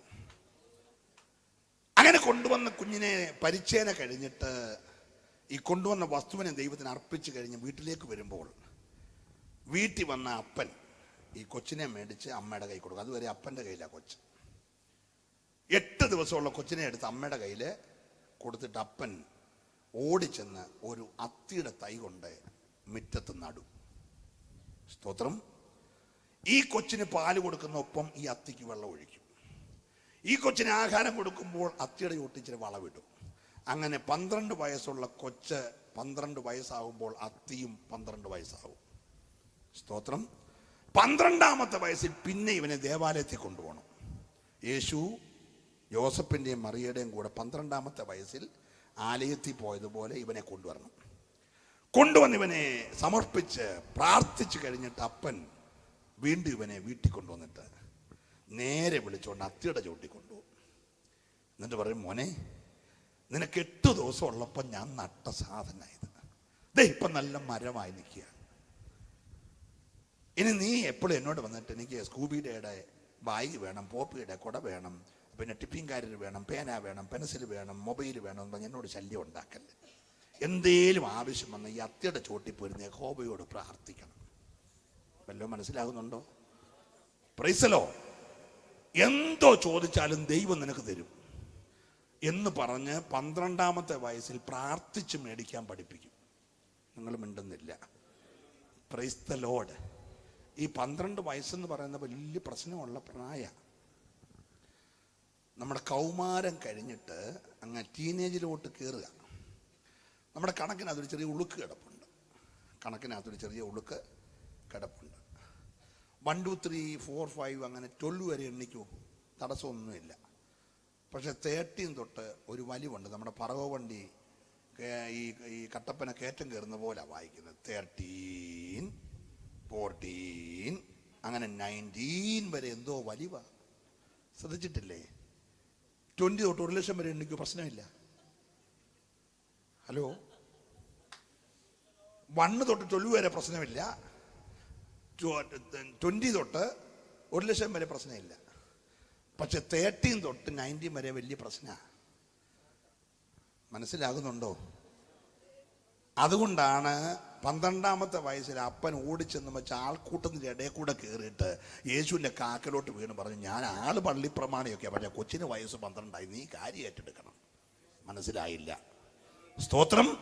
മനസ്സിലായില്ലേ? ഞാൻ പള്ളിപ്രമാണിയാ, പക്ഷെ കൊച്ചിനെന്തോ ആയി, വയസ്സ് 12 ഇനിയും കാര്യം നീ ഏറ്റെടുത്തില്ലേ, കൊച്ചിന്റെ കാര്യം പോക്ക എന്ന് പറഞ്ഞ് യേശുവിനെ വിളിച്ച് വീട്ടിൽ കൊടുത്ത് കൊച്ചിനെ യേശുവിന്റെ കൈ കൊടുത്തു. ഇന്ന് രാത്രി 12 വയസ്സാകുമ്പോൾ അപ്പനും അമ്മയും കൊച്ചിന് അല്ലെങ്കിൽ ചത്ത കോഴിയെ മേടിച്ച് KFCയും ചിക്കിങ്ങും ഉണ്ടായി കൊടുത്തോ, നല്ലതാ. പക്ഷേ കൊച്ചിനെ ദൈവത്തിനെ ഏൽപ്പിക്കണം. മനസ്സിലായ? സ്തോത്രം പറഞ്ഞോണം. അയ്യോ, ഇല്ലെങ്കിൽ നിന്റെ സന്തതിക്ക് വരാൻ പോകുന്ന ഗതികേട് ഒരു വാക്യം ഒന്ന് വായിച്ചേ മോനെ. യെശയ്യാ പ്രവാചകന്റെ പുസ്തകം 51-ാം അധ്യായം 20-ാമത്തെ വാക്യം വേഗം ഒന്ന് വായിക്കണേ. 51:20 ഇല്ലേ? നിന്റെ മക്കൾ ബോധം കെട്ട് വലയിൽ അകപ്പെട്ട മാൻ എന്ന പോലെ. നിന്റെ മക്കൾ ബോധം കെട്ട് വലയിലകപ്പെട്ട മാൻ എന്ന പോലെ വീഥികളുടെ തലയ്ക്കൽ എല്ലാം കിടക്കുന്നു. ശ്രദ്ധിക്കണം. ഒരു മിനിറ്റ് വായിച്ചുകൊണ്ടിരിക്കൽ ഒന്നും പിടികിട്ടത്തില്ല. കാരണം നമ്മുടെ ആ വാക്യമൊക്കെ ആദ്യമായിട്ട് കാണുന്നതുകൊണ്ട് ഒന്നും പിടികിട്ടത്തില്ല. ഇവിടെ ഒന്ന് ശ്രദ്ധിക്കണേ. നിന്റെ മക്കൾ വലയിലകപ്പെട്ടു. എവിടെ അകപ്പെട്ടു പറഞ്ഞേ? അതിനല്ലയോ നെറ്റെന്ന് പറയുന്നേ? വലയ്ക്കല്ലേ നെറ്റെന്ന് പറയുന്നേ? പറ. എനിക്ക് തെറ്റുപറ്റിയ തിരുത്തിയേക്കണം. നിന്റെ മക്കൾ നെറ്റിൽ അകപ്പെട്ടു. വീതിയുടെ നടുവിൽ വലയിലകപ്പെട്ട മാനിനെ പോലെ കിടക്കുന്നു. Price the Lord. നെറ്റ് വല ഉണ്ടാക്കുന്നത് ആദ്യം 8കാലിയാണ്. ഇവിടൊക്കെ ചെലന്തി എന്ന് പറയും. ശരിയല്ലേ? അവസരം കിട്ടുന്നിടത്തെല്ലാം അവൻ വല കിട്ടും. ഞാനിവിടെ നിൽക്കുമ്പോൾ തന്നെ അവന് സമയം കിട്ടി അവൻ ഇവിടുന്ന് ചാടി അവിടെ ഒരു കയറ്റം കയറും, ഇവിടെ ഒരു കയറ്റം കയറും, ഇവിടെയും താഴെയും പോയിട്ട് 4 വലയെ മൂലയ്ക്ക് ഒപ്പിച്ചിട്ട് ഒരൊറ്റ കറക്കമുണ്ട്. ആ കറക്കത്തിൽ വല റെഡിയാവും. വെട്ടമുണ്ടല്ലോ, ഏതെങ്കിലും പാവപ്പെട്ട് ഈച്ച വന്നൊരു മൂലയ്ക്ക് മുട്ടും. ഇവന് നടുക്ക് വന്ന് പമ്മിയിരിക്കും. ഒറ്റ പോക്കാണ്. 100 മൈൽ സ്പീഡിൽ ചെന്ന് വെച്ചാൽ ആ മുട്ടിയോനെ വല കൂട്ടി മുട്ടി ഒരു വിഷവും കൊടുക്കും. പിന്നെ ആഴ്ചയിൽ അത് നൂരാനൊക്കത്തില്ല. മനസ്സിലാകുന്നുണ്ടോ? അതാ വലയുടെ പ്രത്യേകത. ഇവൻ എവിടെങ്കിലും കയറി വാട്സപ്പിൽ ഒന്ന് ഞെക്കും, അല്ലെ ഫേസ്ബുക്കിൽ ഞെക്കും. ഇവൻ ഇവിടുന്ന് ചെന്ന ഒറ്റ പോക്കും വല ചുറ്റി അതിനകത്താക്കും. പിന്നെ ആയുസിൽ ഇവന് പിന്നെ എപ്പം നോക്കിയാലും ഇങ്ങനെ ഇവനിരിക്കും. സ്തോത്രം പറഞ്ഞില്ല. അയ്യോ, മർത്തോമായിലെ ഉപദേശിയുടെ മോളെയും കൊണ്ട് മദ്രാസിൽ നിന്ന് എൻ്റെ സമയം ചോദിച്ച് വീട്ടിൽ വന്നേക്കുക. എൻ്റെ പൊന്നു പാസ്റ്ററെ, കൊച്ചെ ചൊലുത്തി പഠിക്കുക, പക്ഷേ ഇപ്പോൾ ആഹാരം വേണ്ട, ഞങ്ങളോട് മിണ്ടുന്നില്ല, 24 മണിക്കൂർ മൊബൈലിനകത്താ. ഇവളേക്ക് വേണ്ടി പ്രാർത്ഥിക്കാൻ പറഞ്ഞിട്ട് മദ്രാസിൽ നിന്ന് ആ മനുഷ്യൻ ഈ കൊച്ചിനെയും കൂട്ടിക്കൊണ്ട് ബെച്ചു റാന്നി വന്നേക്കുക പ്രാർത്ഥിപ്പിക്കാൻ. മനസ്സിലാകുന്നുണ്ടോ? ഇന്ന് രാത്രി പ്രാർത്ഥിപ്പിച്ചേ പാവേ, ഇച്ചിരി തിരക്ക് എനിക്കുണ്ടെങ്കിലും ഞാൻ പ്രാർത്ഥിക്കാൻ റെഡിയാ, വിടരുത് കേട്ടോ, ശ്രദ്ധിച്ചേ. ഹല്ലേലൂയ. സ്വത്രം എല്ലാം പോയോ? അയ്യോ, അതുകൊണ്ടല്ലേ യേശു പറഞ്ഞ് എൻ്റെ പുറകെ കരഞ്ഞോണ്ട് ആരും വരുമോന്നും വേണ്ട, ക്രൂശൊക്കെ വഹിക്കാൻ ഞാൻ വന്നതാ. പക്ഷെ നിന്റെ പിള്ളാരെ ചൊല്ലി കരഞ്ഞോണം. നിന്റെ പിള്ളാര് വലയ്ക്കകത്തകപ്പെട്ട് വഴിയിൽ മാനിനെ പോലെ കുരുങ്ങാതിരിപ്പാൻ ഇന്ന് രാത്രി തലമുറയെ ചൊല്ലി കരഞ്ഞോണം. നല്ലൊരു ഹല്ലേലൂയ പറഞ്ഞാട്ട്. ഹല്ലേലൂയ. ഈ വചന ശുശ്രൂഷയ്ക്കകത്ത് ഇന്ന് രാത്രി നിന്റെ തലമുറ വിടുവിക്കപ്പെടണം. ദുഷ്ടപിശാച് വലയ്ക്കകത്തകപ്പെടുത്തി വച്ചിരിക്കുന്ന തലമുറകൾ ഇന്ന് രാത്രി യേശുവിന്റെ നാമത്തിൽ പുറത്തു വരാൻ സന്തോഷമുള്ളവരുണ്ടെങ്കിൽ ചേർന്ന കരമടിച്ച് ദൈവത്തെ ഒന്ന് ആരാധിക്കട്ടെ. ഇന്ന് രാത്രി ദേശത്തിന്റെ മേലുള്ള ചില പൈശാചിക ആധിപത്യങ്ങളെ സ്വർഗം വെട്ടുന്ന രാത്രിയാ.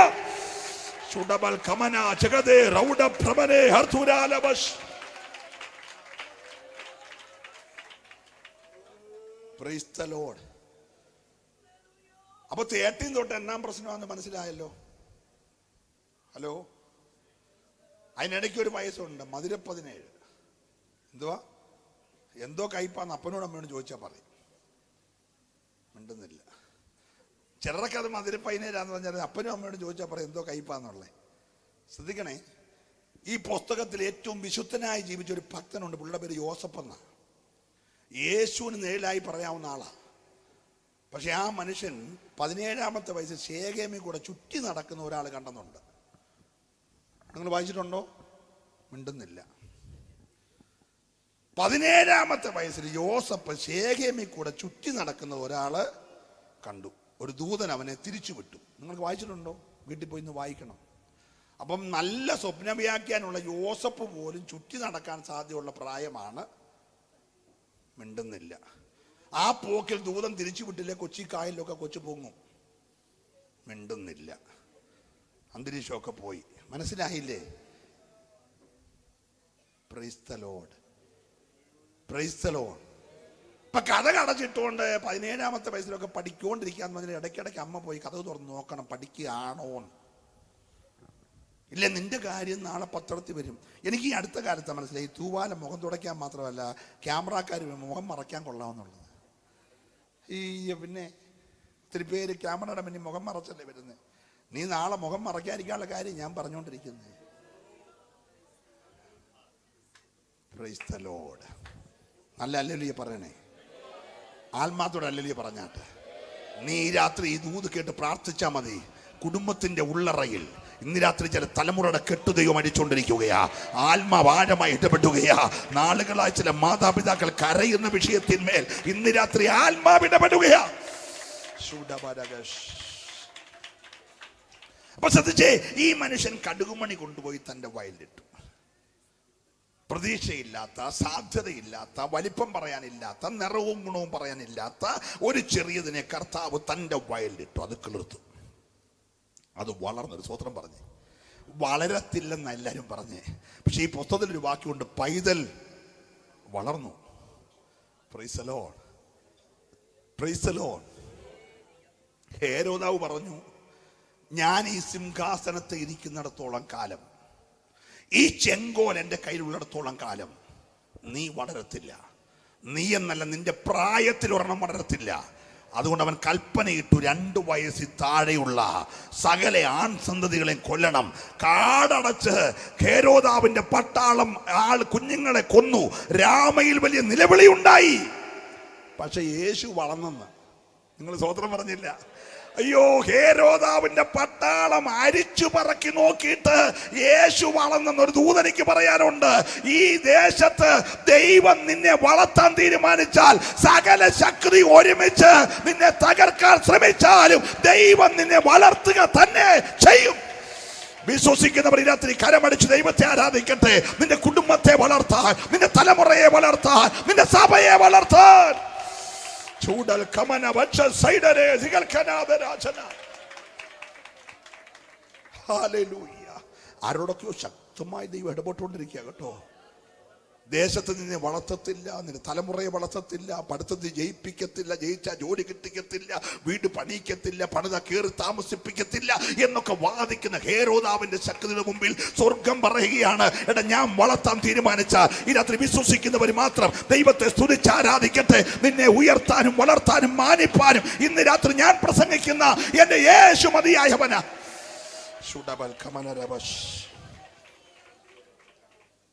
കടുക് വളർന്നു. കടുക് എന്തായി? കടുക് എന്തായി? ഒരു മരമായി മാറി. Praise the Lord.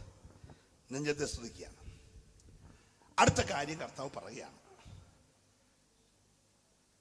സ്വർഗരാജ്യം എന്ന് പറയുന്നത് ഒരു മനുഷ്യൻ വയലിൽ വിലപ്പെട്ട നിധി കണ്ടതിനോട് സാദൃശ്യമാണ്. ഒന്ന് ശ്രദ്ധിക്കണേ. ഇവന്റെ വയലല്ല, ഇവൻ മറ്റൊരുത്തന്റെ വയലിൽ വേല ചെയ്യും.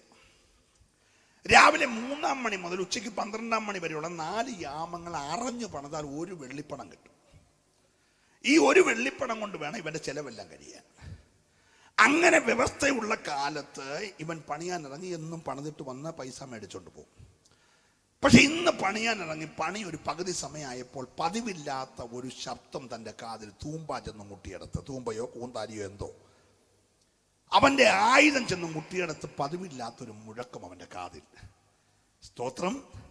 ഇതുവരെ കേട്ടിട്ടില്ലാത്തൊരു ശബ്ദം ഇന്ന് രാത്രി നീയും കേട്ടോണ്ടിരിക്കുകയാണേ. Price the Lord. ശ്രദ്ധിച്ചേ, ഇത് കേട്ടപ്പോൾ ഇവൻ അവിടെ മാത്രം ഒന്ന് കുഴിച്ചു, കിള മുന്നോട്ട് നീക്കിയില്ല. ആ ശബ്ദം കേട്ടതിന്റെ പുറകിൽ എന്താണെന്നറിയാൻ അവൻ അവിടെ മാത്രം അല്പം കുഴിച്ചപ്പോൾ അവന്റെ കണ്ണിൽ പ്രകാശം വരാൻ തുടങ്ങി. അവൻ നോക്കിയപ്പോൾ വിലയേറിയൊരു നിധി ഇരിക്കുന്നു. സ്തോത്രം. അവൻ ചുറ്റും നോക്കി, കൂടുള്ള പണിക്കാർ വല്ലോ ഇത് കണ്ടോന്ന്. ആരും കണ്ടില്ലെന്ന് ഉറപ്പായപ്പോൾ പെട്ടെന്ന് മണ്ണിട്ട് എന്ത് ചെയ്തു? മൂടി. ഒരു ദൂതനിക്ക് പറയാനുണ്ട്, നീ കരഞ്ഞു പ്രാർത്ഥിച്ച് ഉപവസിച്ച് കിളച്ച് കണ്ടെത്തിയ നിധി നിന്റെ സ്വന്തമാകുന്നത് വരെ ആരോടും പറയല്ലേ കേട്ടോ. അത് മറച്ചു വെച്ച് സൂക്ഷിക്കാനുള്ള ഉത്തരവാദിത്വം ഇന്ന് രാത്രി ഏറ്റെടുക്കുന്നവർ ദൈവത്തെ സ്തുതിച്ചോണേ. നീ കണ്ടെത്തിയ, നീ പ്രാർത്ഥിച്ച്, നീ ഉപവസിച്ച് നിനക്ക് കണ്ടെത്തിയ ആ നിധി മറ്റൊരാൾ കാണും മുമ്പേ നീ മറച്ചിടണം. എന്നിട്ട് വയലിന്റെ ഉടമസ്ഥനെടുക്കാൻ ചെല്ലണം. ചെന്നപ്പോൾ പതിവ് പോലെ ഒരു പണം എടുത്ത് കയ്യിൽ നീട്ടിയവൻ പറഞ്ഞു, യജമാനെ ഞാൻ പണം മേടിക്കാം, ഒരു കാര്യം ഒന്ന് ചോദിച്ചോട്ടെ, എന്നോട് ദേഷ്യപ്പെടുകയൊന്നും ചെയ്യരുത്, എൻ്റെ സാഹചര്യമൊക്കെ യജമാൻ അറിയാം, എങ്കിലും ഞാൻ ഈ കുറേ വർഷമായിട്ട് സ്ഥിരമായിട്ട് പണിയുന്ന വയല് വിൽക്കുന്നു.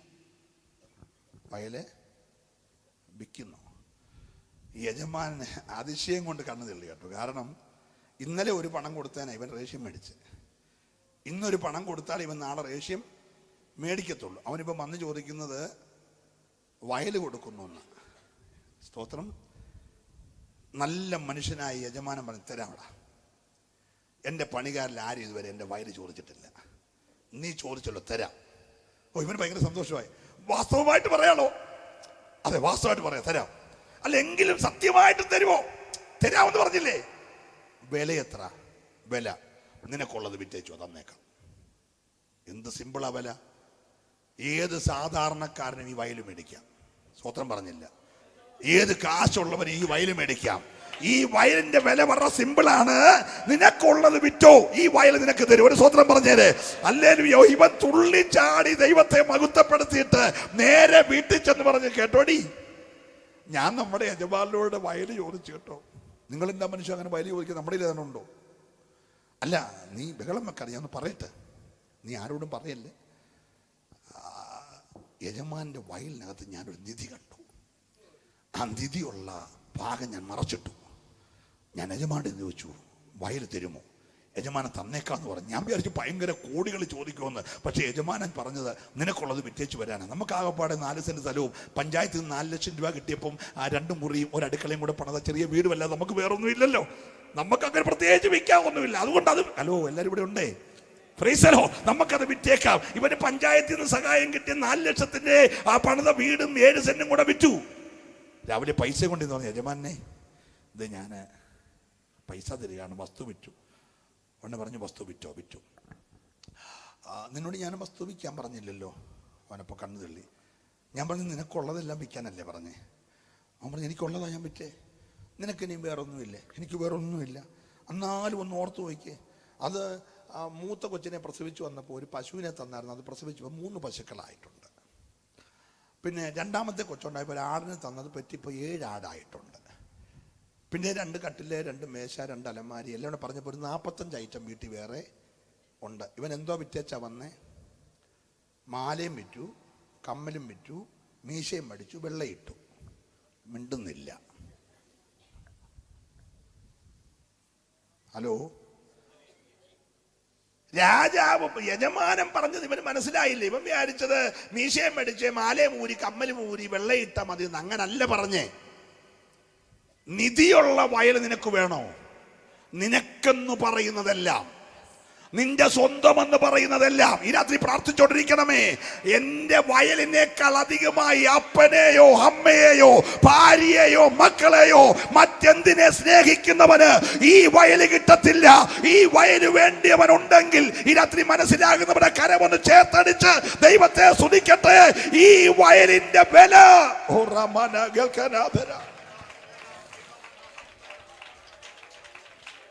ജീസസ്. പ്രിയരേ, നീ വിചാരിക്കുന്ന ഈസി ആയിട്ട് സ്വർഗരാജ്യം പ്രാപിക്കാനൊക്കത്തില്ല. സ്വർഗരാജ്യത്ത് പറയുന്ന വിലയേറിയ മുത്ത്, നിധി മറച്ചു വെച്ച വയൽ നിന്റെ സ്വന്തമാകണമെങ്കിൽ നിനക്ക് സ്വന്തമെന്ന് പറയുന്നതിനെ എല്ലാം നീ വിൽക്കാൻ തയ്യാറാകണം. അതുകൊണ്ടല്ലേ ധന്യനായ പൗലോസ് പറഞ്ഞ, എനിക്ക് ലാഭമായിരുന്നതെല്ലാം, സ്വത്രം പറയണമേ, എനിക്ക് ലാഭമായിരുന്നതെല്ലാം ക്രിസ്തു നിമിത്തം ചേർന്നു. സ്വത്രം പറഞ്ഞാട്ട്, ക്രിസ്തു നിമിത്തം ഞാൻ ഛേദമെന്ന് എണ്ണുകയോ.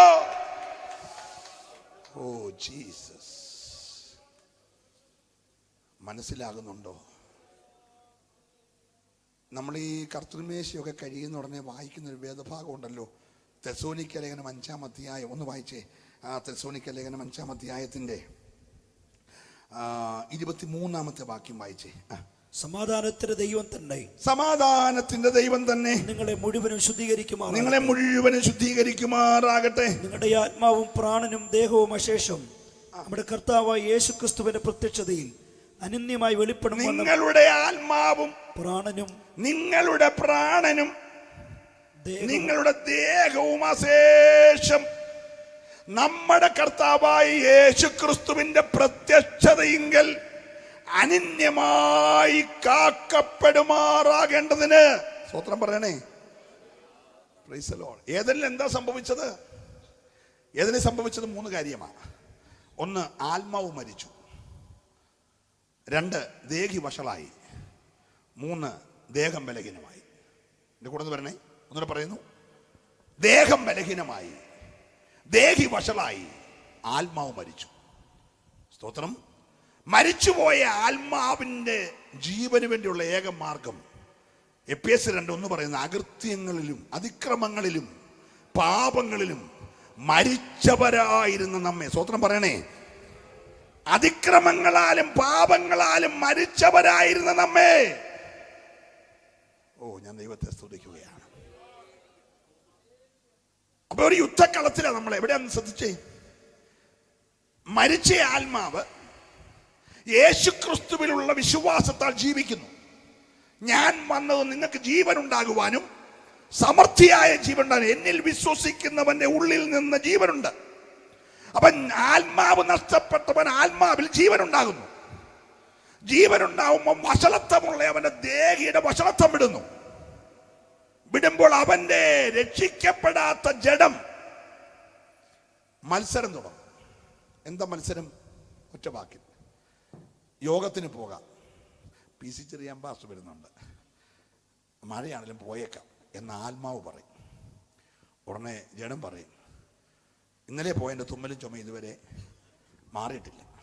അന്നേരം ഇന്ന് പോയി പിന്നെ അങ്ങോട്ട് ചെന്നായിരുന്നു മഴ അറിഞ്ഞിട്ട് വന്നാൽ യോഗം നാളെ തരും, പിന്നെ നമ്മൾ രാവിലെ ആശുപത്രിയിൽ പോകേണ്ടി വരും, പോകണ്ട. ഉടനെ ആത്മാ പറയും, അതൊക്കെ ദൈവദാസൻ പ്രാർത്ഥിക്കുമ്പോൾ പൊക്കോളും, എന്നാൽ നമുക്ക് യോഗത്തിന് പോവാം. ഉടനെ ജഡം പറയും, അങ്ങനെ അങ്ങ് പറഞ്ഞാൽ പോരല്ലോ, ഞാനല്ലേ അനുഭവിക്കുന്നത്. ഹലോ, മിണ്ടുന്നില്ല. പ്രൈസലോ,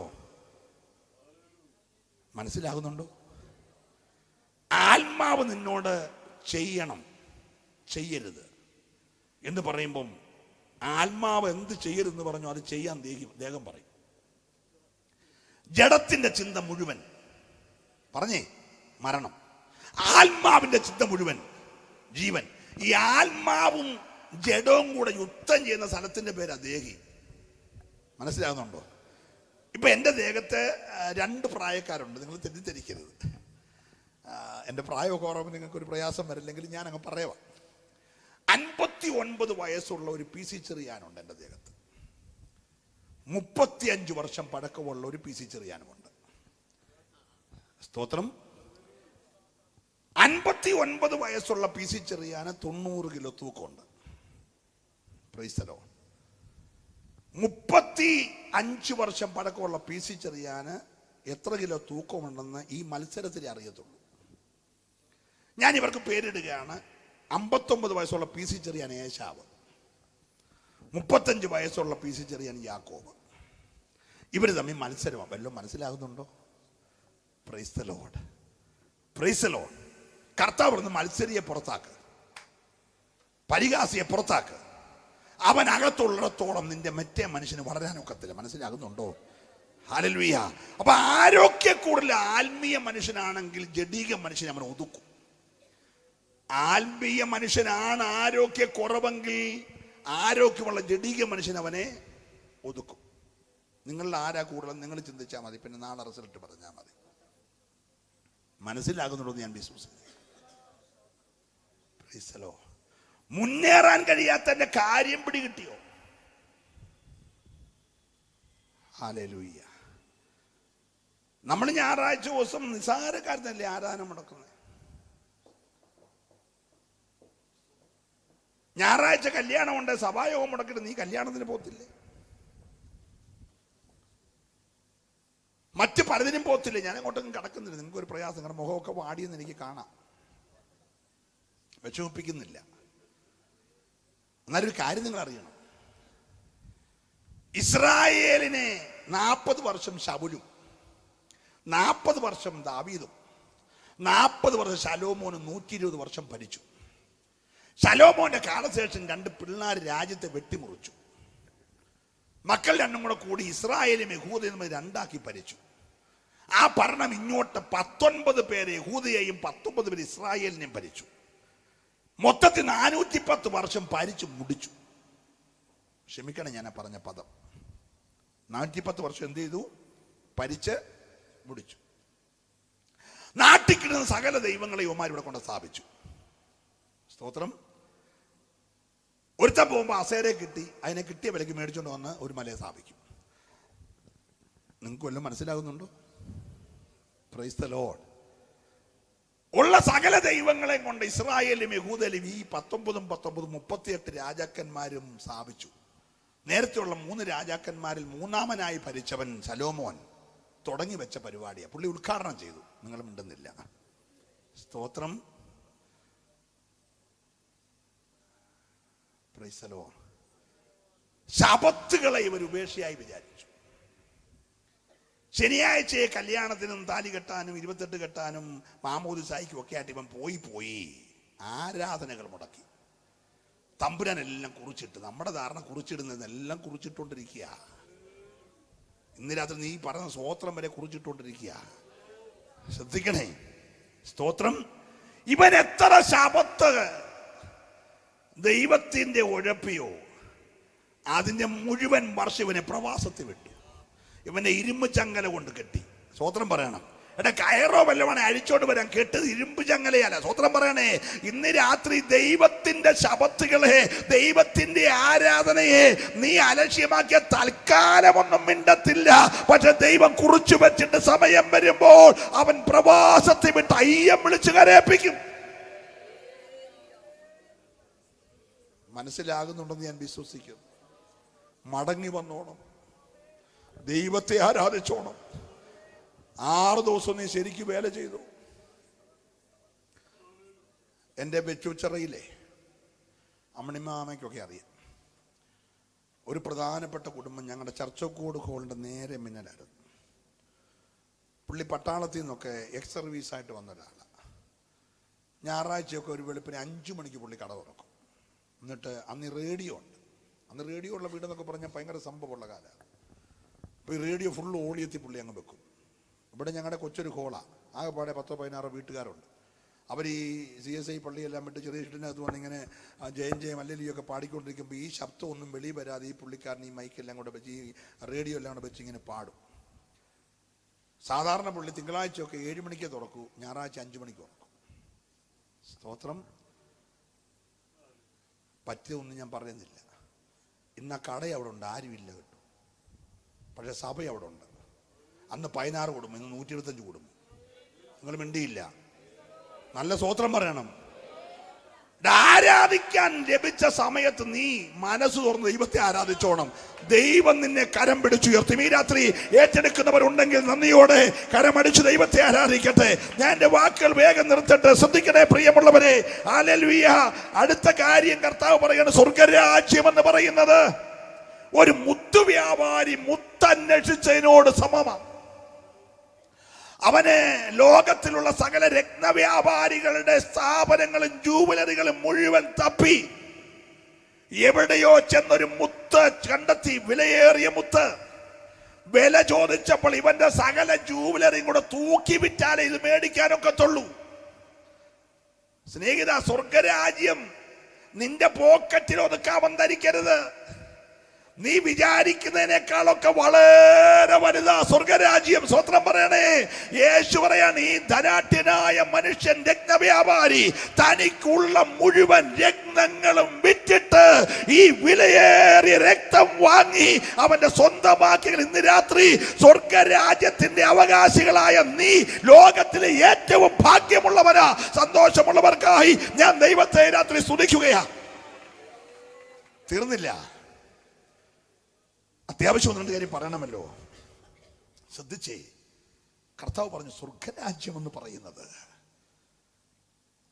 ഒരു മാന്യായ സ്ത്രീ ഒരു പറ മാവ് തൻ്റെ വീട്ടിൽ അരച്ചു കൂട്ടി. എന്നിട്ട് അതിൻ്റെ നടുക്കോട്ട് 1 സ്പൂണ് പുളിച്ച മാവ് ഒഴിച്ചു. അടച്ചു വെച്ചിട്ട് പോയി കിടന്നു. സ്തോത്രം. നേരം വെളുത്തപ്പോൾ ഈ പാത്രം നിറയെ ഈ മാവ് പൊങ്ങി വന്നു. മനസ്സിലാകുന്നുണ്ടോ? സ്വർഗരാജ്യം എന്ന് പറഞ്ഞാൽ ഉറങ്ങുമ്പോൾ കണ്ടത് ഉണർന്നപ്പോൾ ഒരു സ്തോത്രം പറയണേ. ഇന്ന് രാത്രി കണ്ണടച്ചു തുറക്കുമ്പോൾ ഇതുപോലെ ഉയർത്താൻ കഴിയുന്ന ഒരു മാർഗമുണ്ടെങ്കിൽ അത് സ്വർഗരാജ്യമാണ്. ചേർന്ന് രാത്രി ദൈവത്തെ സ്തുതി. ദൈവത്തിന്റെ പൈതലെ ഏതില്ലാത്തതിനെയും വർദ്ധിപ്പിക്കാൻ. അടുത്ത വാക്യം ഒന്ന് വായിക്കണേ ദൈവദാസനെ. അതിന്റെ 51 മുതൽ. ഇതെല്ലാം ഗ്രഹിച്ചുവോ എന്നതിന് അവർ ഉവ്വ് എന്ന് പറഞ്ഞു. അവൻ അവരോട്, അതുകൊണ്ട് സ്വർഗരാജ്യത്തിന് ശിഷ്യനായി തീർന്ന ഏത് ശാസ്ത്രിയും തന്റെ നിക്ഷേപത്തിൽ നിന്ന് പുതിയതും പഴയതും എടുത്തു കൊടുക്കുന്ന ഒരു വീട്ടുടയവനോട് സദൃശനാകുന്നു എന്ന്. ദൈവപൈതലെ, കയ്യിലൊരു വേദവസ്തു ഉണ്ടല്ലോ. യേശു ഈ സ്വർഗരാജ്യത്തിന്റെ ഉപമകൾ ഇങ്ങനെ പറഞ്ഞു എന്ന് പറയാണ്. ഇതെല്ലാം ഗ്രഹിച്ചോ? ഗ്രഹിച്ചു. ഓക്കെ. സ്വർഗരാജ്യം എന്ന് പറയുന്നത് പഴയതും പുതിയതുമായ നിന്റെ കൈ തന്നിരിക്കുന്ന ഇതിൽ നിന്ന് എടുത്ത് ദാഹിക്കുന്നവനെല്ലാം കൊടുക്കുന്നതാണ് സ്വർഗരാജ്യം എന്ന് പറയുന്നത്. ഈ രാത്രി ദൈവത്തിൻ്റെ പേര് നിന്റെ കൈ തന്നിരിക്കുന്ന ഈ പുസ്തകം നീ മാർവോടണച്ച് ഒന്ന് ധ്യാനിച്ച് ഈ പുസ്തകം നിന്നെ ഉയർത്തും കേട്ടോ. എത്ര പേര് വിശ്വസിക്കുന്നുണ്ട്? ഇപ്പോഴാണ് ഇത് പ്ലാസ്റ്റിക് കൂടിനകത്തൊക്കെ വെച്ചുകൊണ്ട് ആളുകൾ പോകുന്നതും. നിങ്ങൾ പ്ലാസ്റ്റിക് കൂട്ടി വെച്ചുകൊണ്ട് വേണമെങ്കിലും കൊണ്ടുവരണം കേട്ടോ. ഞാൻ അതിനെതിരൊന്നുമല്ല. പക്ഷേ ഈ ശബ്ദം കേൾക്കാത്ത കൂടിനകത്ത് കൊണ്ടുവരണം. നമ്മുടെ സഭായത്തിൽ അതെല്ലാം കൊണ്ട് പ്ലാസ്റ്റിക്കിനോട് ഇളക്കുന്നൊരു ശബ്ദം കേട്ട് അന്തരീക്ഷം കളയാതെ അല്ലാത്ത നിലയിൽ കൊണ്ടുവന്ന കുഴപ്പമില്ല. എന്നാലും മൊബൈലിനകത്ത് പുസ്തകം വായിക്കാതിരിക്കുന്നത് നല്ലത്. കാരണം സഭായോഗത്തിരിക്കുമ്പോൾ നീ ബൈബിളായിരിക്കും ഞെക്കിയത്, കൊണ്ടത് വേറെ സാധനത്തിലാണെങ്കിൽ വരുന്നത് വേറെ സാധനമായിരിക്കും. പക്ഷേ ഈ പുസ്തകത്തിനകത്ത് വേറെ ഒന്നും കയറി വരത്തില്ല. ഒരു സ്തോത്രം പറഞ്ഞേര്. അതുകൊണ്ട് ഇത് തന്നെ കൊണ്ട് നടക്കുന്ന നല്ലത്. നല്ല അല്ലല്ലേ പറഞ്ഞാട്ട് കൊണ്ടുവന്നതൊക്കെ ഒന്ന് ഉയർത്തിപ്പിടിച്ചൊരു അല്ലല്ലേ പറഞ്ഞേ. അയ്യോ, ഇത് ചുമക്കുന്നവനെ പോലെ ഇത്ര മാന്യത അല്ല ഈ ഉലകത്തിൽ വേറെ ഇല്ല കേട്ടോ. ഈ പണ്ടൊക്കെ ഉള്ള ദൈവദാസന്മാര്, ക്ഷമിക്കണേ, അവരൊരു ജൂബ ഷർട്ടോ കാണും, ജൂബായി ആ കാണത്തുള്ളൂ. ആ ജൂബ ഒക്കെ ഇട്ട് ഒരു രണ്ടാം മുണ്ടൊക്കെ തോളത്തിട്ട് അതിങ്ങനെ നെഞ്ചത്ത് വെച്ചോണ്ട് പോകുന്ന വഴിക്കല്ല ഇങ്ങനെ കൈ ആടുന്നതനുസരിച്ച് ഇവനും ഇങ്ങനെ ഒരഞ്ഞൊരഞ്ഞാ പോകുന്നത്. സ്തോത്രം. കൊണ്ട് 90 വയസ്സായാലും ബ്ലോക്ക് ഇല്ലായിരുന്നു. ഇപ്പൊ 23 വയസ്സുള്ളവനും 7 ബ്ലോക്കാണ്.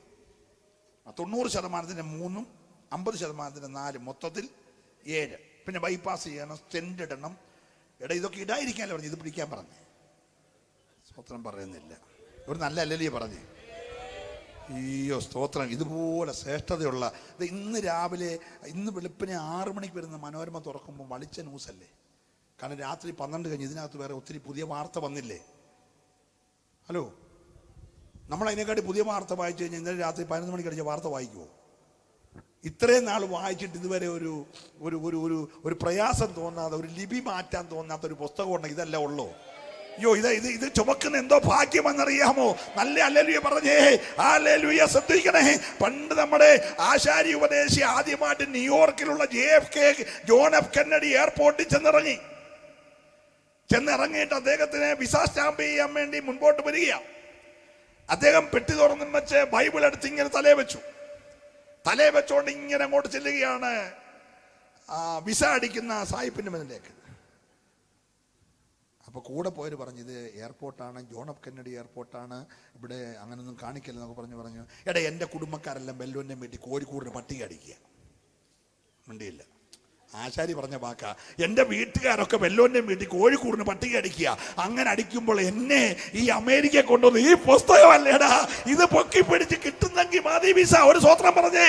ഇന്ന് രാത്രി ലജ്ജിക്കാതെ ഇത് ചുമന്നാൽ ഇത് നിന്നെ ചുമക്കുന്ന പുസ്തകമാ. സന്തോഷമണ്ഡല കരമൊന്ന് ചേർത്തടിച്ച് ഈ രാത്രി ആത്മാവി ദൈവത്തെ ഒന്ന് ആരാധിച്ച് നിന്നെ ഇതുപോലെ ഉയർത്തുന്ന മറ്റൊരു പുസ്തകമില്ല.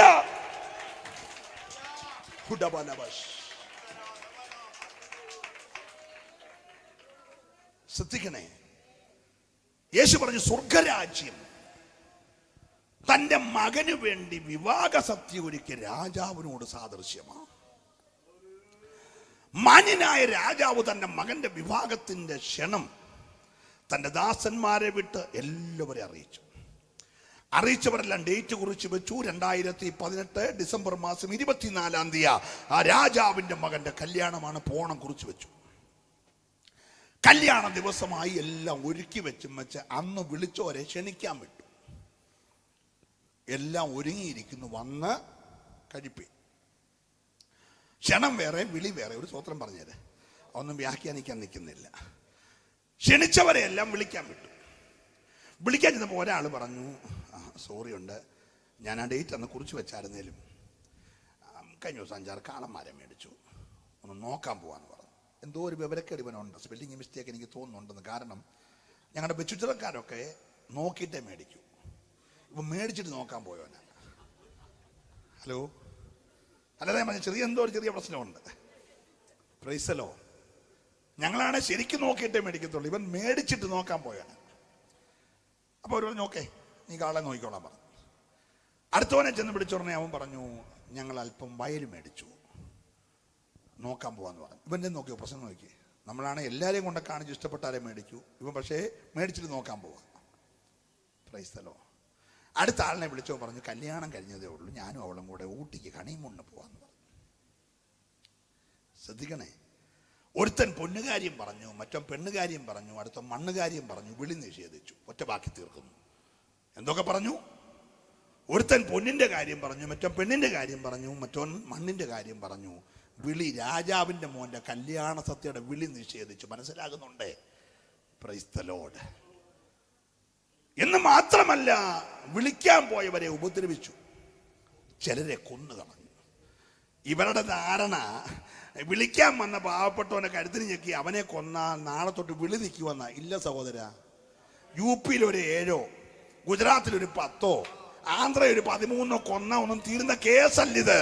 ഹല്ലേലൂയ.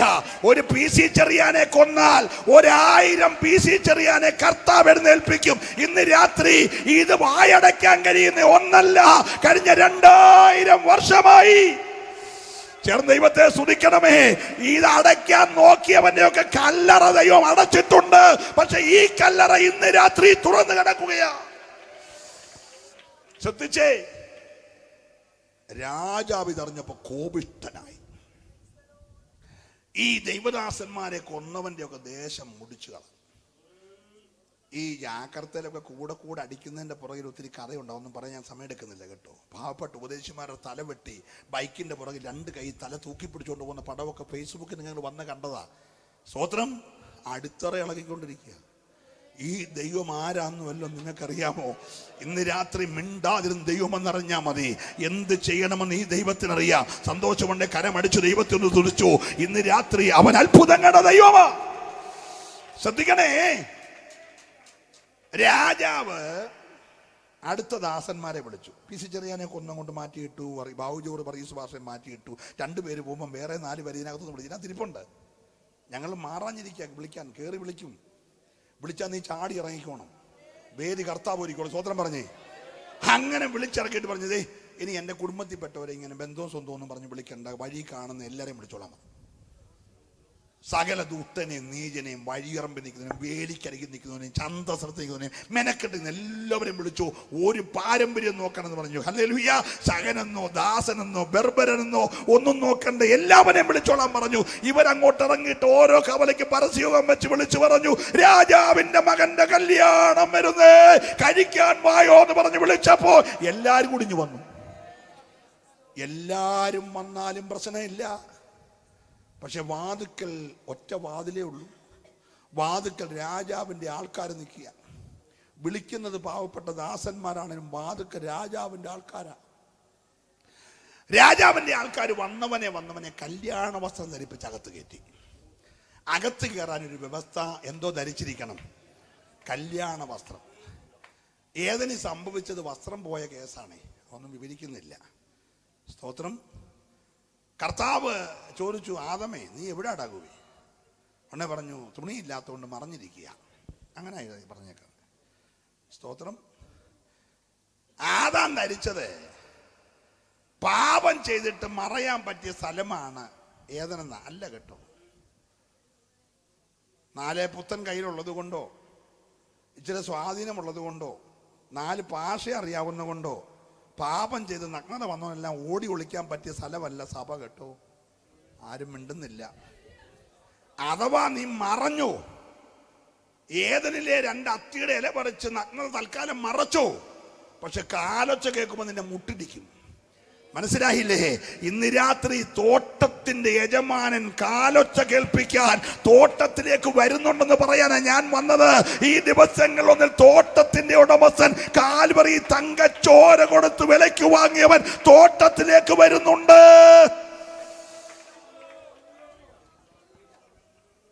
ഒറ്റ നിമിഷം കൊണ്ട് ഹോള് നിറഞ്ഞു കേട്ടോ. ഇട്ടേക്കുന്ന കസാരയുടെ എണ്ണ എനിക്കറിയത്തില്ല. പുസ്തകത്തിൽ ജാതികളുടെ പൂർണ്ണസംഖ്യ എന്ന് എഴുതിയേക്കുന്നത്. അതൊക്കെ തെളിയിക്കണം. ഇനി വേറെ ഭാഗത്ത് പോകണം, സമയമില്ലല്ലോ. ജാതികളുടെ പൂർണ്ണസംഖ്യ എന്ന് പറയുന്ന കസാര 1 ലക്ഷമോ 1 കോടിയോ 100 കോടിയോ ദൈവം നിശ്ചയിച്ചിടത്തോളം കസാര ഇട്ടേക്കുക. സ്തോത്രം. ലാസ്റ്റ് കസാര നിറഞ്ഞെന്ന് പറഞ്ഞാലേ രാജാവ് ഇറങ്ങി വരൂ. അല്ലാതെ ഇവിടെ കിടന്ന് നമ്മൾ ബഹളം വെച്ചിട്ട് ആമീൻ കർത്താവേ വരണമെന്ന് പറഞ്ഞാൽ വരത്തില്ല. കസാര നിറയാത്തതുകൊണ്ടാണ്. അതിനാ യോഗം ഈ രാത്രി വെച്ചേക്കുന്നത്. നീയൂടെ രക്ഷിക്കപ്പെട്ട അകത്ത് കയറി കസാര നിറഞ്ഞാൽ ഈ രാത്രി കർത്താവ് വരും. ഒരു സ്തോത്രം പറഞ്ഞേരെ.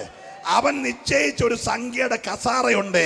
ആ കസാറ ഈ രാത്രിയിലത്തെ ദൂതിൽ നീയുടെ ഗുണപ്പെട്ട് രക്തത്താൽ കഴുകൽ പ്രാപിച്ച് ജീവന്റെ പുസ്തകത്തിൽ നിന്റെ പേരുടെ എഴുതിയാൽ ഇന്ന് രാത്രിയിൽ അവനെ കാഹളം തൊനിക്കും. പ്രത്യാശയോടെ ദൈവത്തെ ഒന്ന് സ്തുതിച്ചേ. നിങ്ങൾ ശ്രദ്ധിക്കണേ. ദാസന്മാർ പറഞ്ഞു, രാജാവേ കസാറയെല്ലാം ഫില്ലായി. ആ സെക്കൻഡ് രാജാവ് ഇറങ്ങി വന്നു.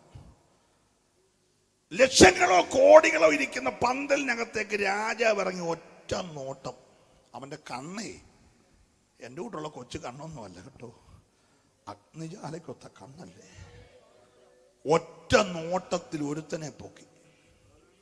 ഇത്രയും വലിയ സെക്യൂരിറ്റി ഉള്ള കൊട്ടാരത്തിന്റെ വാതിലായിട്ടും ഇവൻ എങ്ങനെ അകത്ത് കയറി നിന്റെ പൊന്നെ ഇതുവരെ എനിക്ക് പിടികിട്ടിട്ടില്ല കേട്ടോ. സ്തോത്രം. ഇവൻ ഏത് ബന്ധത്തിലാണ് അകത്ത് കയറിയെന്നൊരു പിടിയില്ല. ഇനി ഇവരാണോ ഹോള് പണിയാൻ വേണ്ടി വസ്തു കൊടുത്തത്? നമുക്കറിയത്തില്ല എന്തോ ഇതിനകത്തുള്ള കാര്യം. ഇവൻ എങ്ങനെ കയറിയെന്നുള്ളേ എല്ലാരും ഇവിടെ ഉണ്ടേ. സ്തോത്രം. കയറിക്കോ, നിനക്ക് വേണേ സെക്രട്ടറി ആകാം, ട്രഷറർ ആകാം, ഖജാൻസി ആകാം, കൈക്കാരനാകാം, സഹശുശ്രൂഷകനാകാം, ഒരു കുഴപ്പമില്ല. രാജാവ് വരുന്നിടം വരെ നടന്നു. രാജാവ് വരുമ്പോ നിന്നെ കൈയോടെ പൊക്കും. മിണ്ടുന്നില്ല ആരും. ഹലോ, രാജാവ് വന്നു, ഇവനെ വിളിച്ചു, സ്നേഹിത, നീ കല്യാണ വസ്ത്രം ധരിക്കാതെ എങ്ങനെ ഇതിനകത്ത് കയറി? അവന്റെ വാക്ക് മുട്ടിപ്പോയി. എല്ലാരും ഇവിടെ ഉണ്ടേ. എന്തോ ഈ വാചയുടെ ആയിരുന്നു. ഇവനായിരുന്നു എല്ലാ ഞായറാഴ്ചയും പ്രബോധിപ്പിക്കുന്നത്. ഹലോ, സഭയെ പ്രബോധിപ്പിക്കുന്ന ഇവനായിരുന്നു. കർത്തൃമേശി ഉപദേശി വാഴ്ത്തി ഇവനാ കൊണ്ട കൊടുക്കുന്നേ. പക്ഷെ ഇപ്പൊ വാക്കുമുട്ടി, മിണ്ടുന്നില്ല. നിന്റെ വാക്കുമുട്ടുന്നൊരു ദിവസമുണ്ട്. ഇവിടെ ഇപ്പൊ ഷൈൻ ചെയ്യാം, അവിടെ ഷൈൻ ചെയ്യാൻ ഒക്കത്തില്ല. രാജാവിന്റെ മുഖഭാവം മാറി. സ്നേഹിത എന്ന് വിളിച്ചു തുടങ്ങിയവൻ വിളിച്ചു, ആരവിടെ? ഇവന്റെ കൈയും കാലും കെട്ടി ഏറ്റവും പുറത്തെ ഇരുട്ടിൽ തള്ള്. അവിടെ കരച്ചിലും പല്ലുകടിയും ഉണ്ടാകും. ഈ രാത്രി ഭയത്തോടെ ദൈവത്തെ സേവിക്കുന്നവരുണ്ടെങ്കിൽ അവർ ദൈവത്തെ സ്തുതിക്കട്ടെ. ഹല്ലേലൂയ.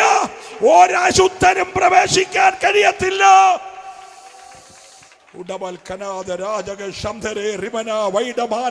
ഇന്ന് രാത്രി ഭയത്തോടെ അല്പ നിമിഷങ്ങൾ ഈ മഹാദൈവത്തെ ഒന്ന് സ്തുതിച്ചാരാധിക്കട്ടെ. ഇത്ര വലിയവനായൊരു ദൈവത്തെ ആരാധിപ്പാൻ ദൈവം തന്ന ഭാഗ്യമോർത്ത്.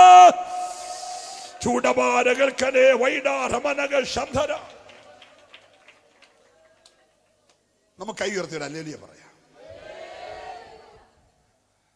അടുത്ത കാര്യം കർത്താവ് പറഞ്ഞൊരു മനുഷ്യൻ ദൂരദേശത്തേക്ക് പോവുകയായിരുന്നു. പോകുമ്പോൾ തൻ്റെ ദാസന്മാരെല്ലാം വിളിച്ചു, ഇത് ഞാൻ നാളത്തെ ഫ്ലൈറ്റിൽ പോവുകയാണ്, നിങ്ങളെല്ലാം ഇവിടെ വരണം.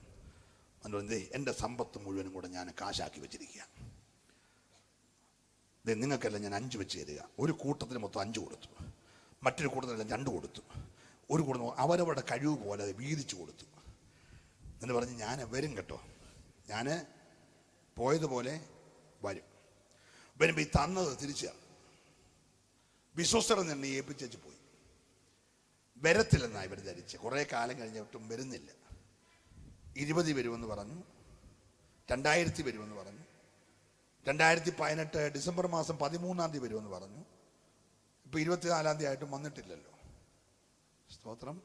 അപ്പം വരുമെന്നുള്ള പ്രതീക്ഷയെല്ലാം പോയി. എല്ലാവരും ഇങ്ങനെ ഇരിക്കുമ്പോൾ നട്ടും വിറ്റും തിന്നും കുടിച്ചും വിവാഹം കഴിച്ചും വിവാഹത്തിന് കൊടുത്തും എല്ലാം ഇങ്ങനെ വരത്തില്ലെന്ന് വിചാരിച്ച് ഇരിക്കുമ്പോൾ അവൻ വന്നു. വന്നിട്ട് കൊടുത്തവരെല്ലാം വിളിച്ചു. 5 കൊടുത്തവൻ അന്തസ്സോടെ വന്നിട്ട് പറഞ്ഞു, യജമാനനെ 5 അല്ലേ എന്നെ ഏൽപ്പിച്ച്?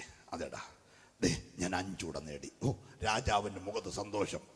നല്ലവനും വിശ്വസ്തനുമായ ദാസനെ, നീ അല്പത്തിൽ വിശ്വസ്തനായിരുന്നു, ഞാൻ നിന്നെ അധികത്തിന് വിചാരകനാക്കും. പോയപ്പോൾ 5 താലന്തല്ലേ തന്നേ, 10 പട്ടണങ്ങൾ ഞാൻ നിന്റെ കൈ തരുകയാ. ഒരു സ്വത്രം പറഞ്ഞാട്ട് ഇവനെ 10 പട്ടണങ്ങൾ ഏൽപ്പിച്ചപ്പോൾ 2 കൊടുത്തവൻ വന്നു. അവൻ പറഞ്ഞു, യജമാനനെ 2 അല്ലേ എന്നെ ഏൽപ്പിച്ച്? അതേടാ, ഞാൻ 2 കൂടെ നേടി. ഓ, അവനെ ആ സെയിം പേര് വിളിച്ചു. നല്ലവനും വിശ്വസ്തനുമായ ദാസനെ, നീ അല്പത്തിന് 1 കൊടുത്തവൻ വന്നു. അവനെ കുഴിച്ചെടുത്തോണ്ടാ വന്നേ. അതോടെ കൈ കൊടുത്തിട്ട് പറഞ്ഞു, നീ തന്ന 1 നിന്റെ കൈ തരികയാണ്. എനിക്ക് നിന്നെക്കുറിച്ച് കുറെ കാര്യങ്ങളൊക്കെ മനസ്സിലായി. ഞാനത് വാട്സപ്പിലും ഫേസ്ബുക്കിലും ഒക്കെ ഇട്ടിട്ടുണ്ട്. എല്ലാവരും വായിച്ച് കാണത്തില്ലെങ്കിൽ ഞാനിപ്പോൾ നേരിട്ട് പറയാൻ പോവാം. മിണ്ടുന്നില്ല. സ്തോത്രം. നിന്നെക്കുറിച്ച് എനിക്ക് കുറെ കാര്യങ്ങൾ പിടികിട്ടിയെല്ലാം ഞാൻ ഇട്ടിട്ടുണ്ടെന്ന് പറയാൻ പോവുകയാണ്. നീ വിതയ്ക്കാത്തടത്ത് നിന്ന് കൊയ്യുന്നവനും വിതറാത്തടത്ത് ചേർക്കുന്നവനുമായ കഠിന മനുഷ്യൻ എന്ന് ഞാൻ അറിയുന്നു. അതുകൊണ്ട് നീ തന്നത് ഞാൻ കുഴിച്ചിട്ട് ഞാൻ പിടിച്ചോളാം. Price the Lord. രാജാവ് പറഞ്ഞോട്ട് മേടിച്ചിട്ട് ഈ 10 ഉള്ളവന് കൊടുത്തു. ഇല്ലാത്തവന്റെ ഉള്ളതുകൂടെ എടുത്ത് ഉള്ളവന് കൊടുക്കും. കണ്ണ് കടിച്ചിട്ട് കാര്യമില്ല. കൊടുത്തിട്ട് രാജാവ് കൽപ്പിച്ചു, ആരവിടെ? ഇവനെ കൈയും കാലും കെട്ടി ഏറ്റവും പുറത്തെ സ്വത്രം എല്ലാം പോയെന്ന് എനിക്ക് മനസ്സിലായി. ഹല്ലേലൂയ. ഞാൻ പറഞ്ഞ് അവസാനിപ്പിക്കട്ടെ. ഏറ്റവും ഒടുവിലായി കർത്താവ് പറഞ്ഞ ശക്തമായ സ്വർഗരാജ്യത്തിന്റെ ഉപമ. സ്വർഗരാജ്യം മണവാളന് വേണ്ടി കാത്തിരുന്ന 10 കന്യകമാരോട് സാദൃശ്യം. 10 പേരും കാത്തിരുന്നു. 10 പേരുടെയും വിളക്കിൽ എണ്ണയുണ്ടായിരുന്നു. 10 പേരുടെയും സ്വഭാവം കന്യകമാരായിരുന്നു. ഇരിപ്പൊന്നിച്ചായിരുന്നു. വരുവാൻ താമസിക്കുന്നു എന്ന് കണ്ടപ്പോൾ 10 പേരും മയക്കം പിടിച്ചു. മയക്കം 10 പേരും ഒന്നിച്ചായിരുന്നു. ഇരിപ്പൊന്നിച്ചായിരുന്നു, കാത്തിരിപ്പൊന്നിച്ചായിരുന്നു, മയങ്ങിയത് ഒന്നിച്ചായിരുന്നു. ഒരു സ്തോത്രം പറഞ്ഞേരെ. Price the Lord. എല്ലാവരും മയക്കം പിടിച്ചപ്പോൾ മണവാളൻ വരുന്നേ എന്ന ആർപ്പ് വിളി ഉണ്ടായി. ഒരു സ്തോത്രം പറയണേ. ഇന്ന് രാത്രി ഞാനും വിളിച്ചു പറയുകയാണ്, മണവാളൻ വരുന്നു. Price the Lord. ഇവിടെ ചീഫ് മിനിസ്റ്ററോ ഇനി പ്രൈം മിനിസ്റ്ററോ ആരെങ്കിലും വന്നിറങ്ങിയാൽ കോട്ടയം സിറ്റി ഞെടുങ്ങുന്ന വെടിക്കെട്ടും അമിട്ടും ഒക്കെ പൊട്ടുമെങ്കിൽ മണവാളം വരുന്നത് 4 പേര് അറിഞ്ഞോണ്ടാ. കോട്ടയത്ത് പടക്കം പൊട്ടിയ റാന്നിക്കാർ കേൾക്കാറില്ല. പക്ഷെ ഈ മണവാളം വരുമ്പോൾ 5 ഭൂഖണ്ഡത്തിലും ആ ശബ്ദം കേൾക്കും. സ്തോത്രം പറയണം. നല്ല സ്തോത്രം പറഞ്ഞാട്ടെ. ശ്രദ്ധിക്കണേ. ഈ യഹൂദന്റെ ഒരു വിഭാഗത്തിന്റെ ക്രമം, ഒരു വീട്ടിൽ പെൺകുട്ടിയെ കാണാനായിട്ട് ചെറുക്കനും ചെറുക്കൻ്റെ വീട്ടുകാരോട് ഇങ്ങോട്ട് വരിക. വന്ന് പെൺകുട്ടിയെ കണ്ടു കഴിഞ്ഞാൽ എല്ലാവർക്കും കൂടെ വെള്ളം കൊണ്ട് കൊടുക്കുന്ന പണിയൊന്നും പെണ്ണിൻ്റെ അല്ല. അതൊക്കെ നമ്മുടെ നാട്ടിലാണ്. ശ്രദ്ധിച്ച് കേൾക്കണേ ഒരു മിനിറ്റ്. അവിടെ പെൺകുട്ടി നിറഞ്ഞിരിക്കുന്ന, തുളുമ്പി നിൽക്കുന്ന ഒരു പാനപാത്രത്തിൽ വീഞ്ഞ് നിറച്ചെടുത്ത് ഒരു ട്രേയിൽ പിടിച്ചുകൊണ്ട് കൈ വിറയ്ക്കാതെ, ട്രേ വിറയ്ക്കാതെ, തുളുമ്പി നിൽക്കുന്ന വീഞ്ഞ് തുളുമ്പി പോകാതെ മണവാളന്റെ മുഖത്ത് നോക്കിക്കൊണ്ട് വന്ന് കയ്യിലോട്ട് കൊടുക്കണം. മണവാളൻ എഴുന്നേറ്റ് നിന്നുകൊണ്ട് കൈ വിറയ്ക്കാതെ ഇത് മേടിക്കണം. അങ്ങനെ വിറയ്ക്കുന്നവരില്ലാതില്ല, ഞാൻ പൊതുവെ പറഞ്ഞതാണ്.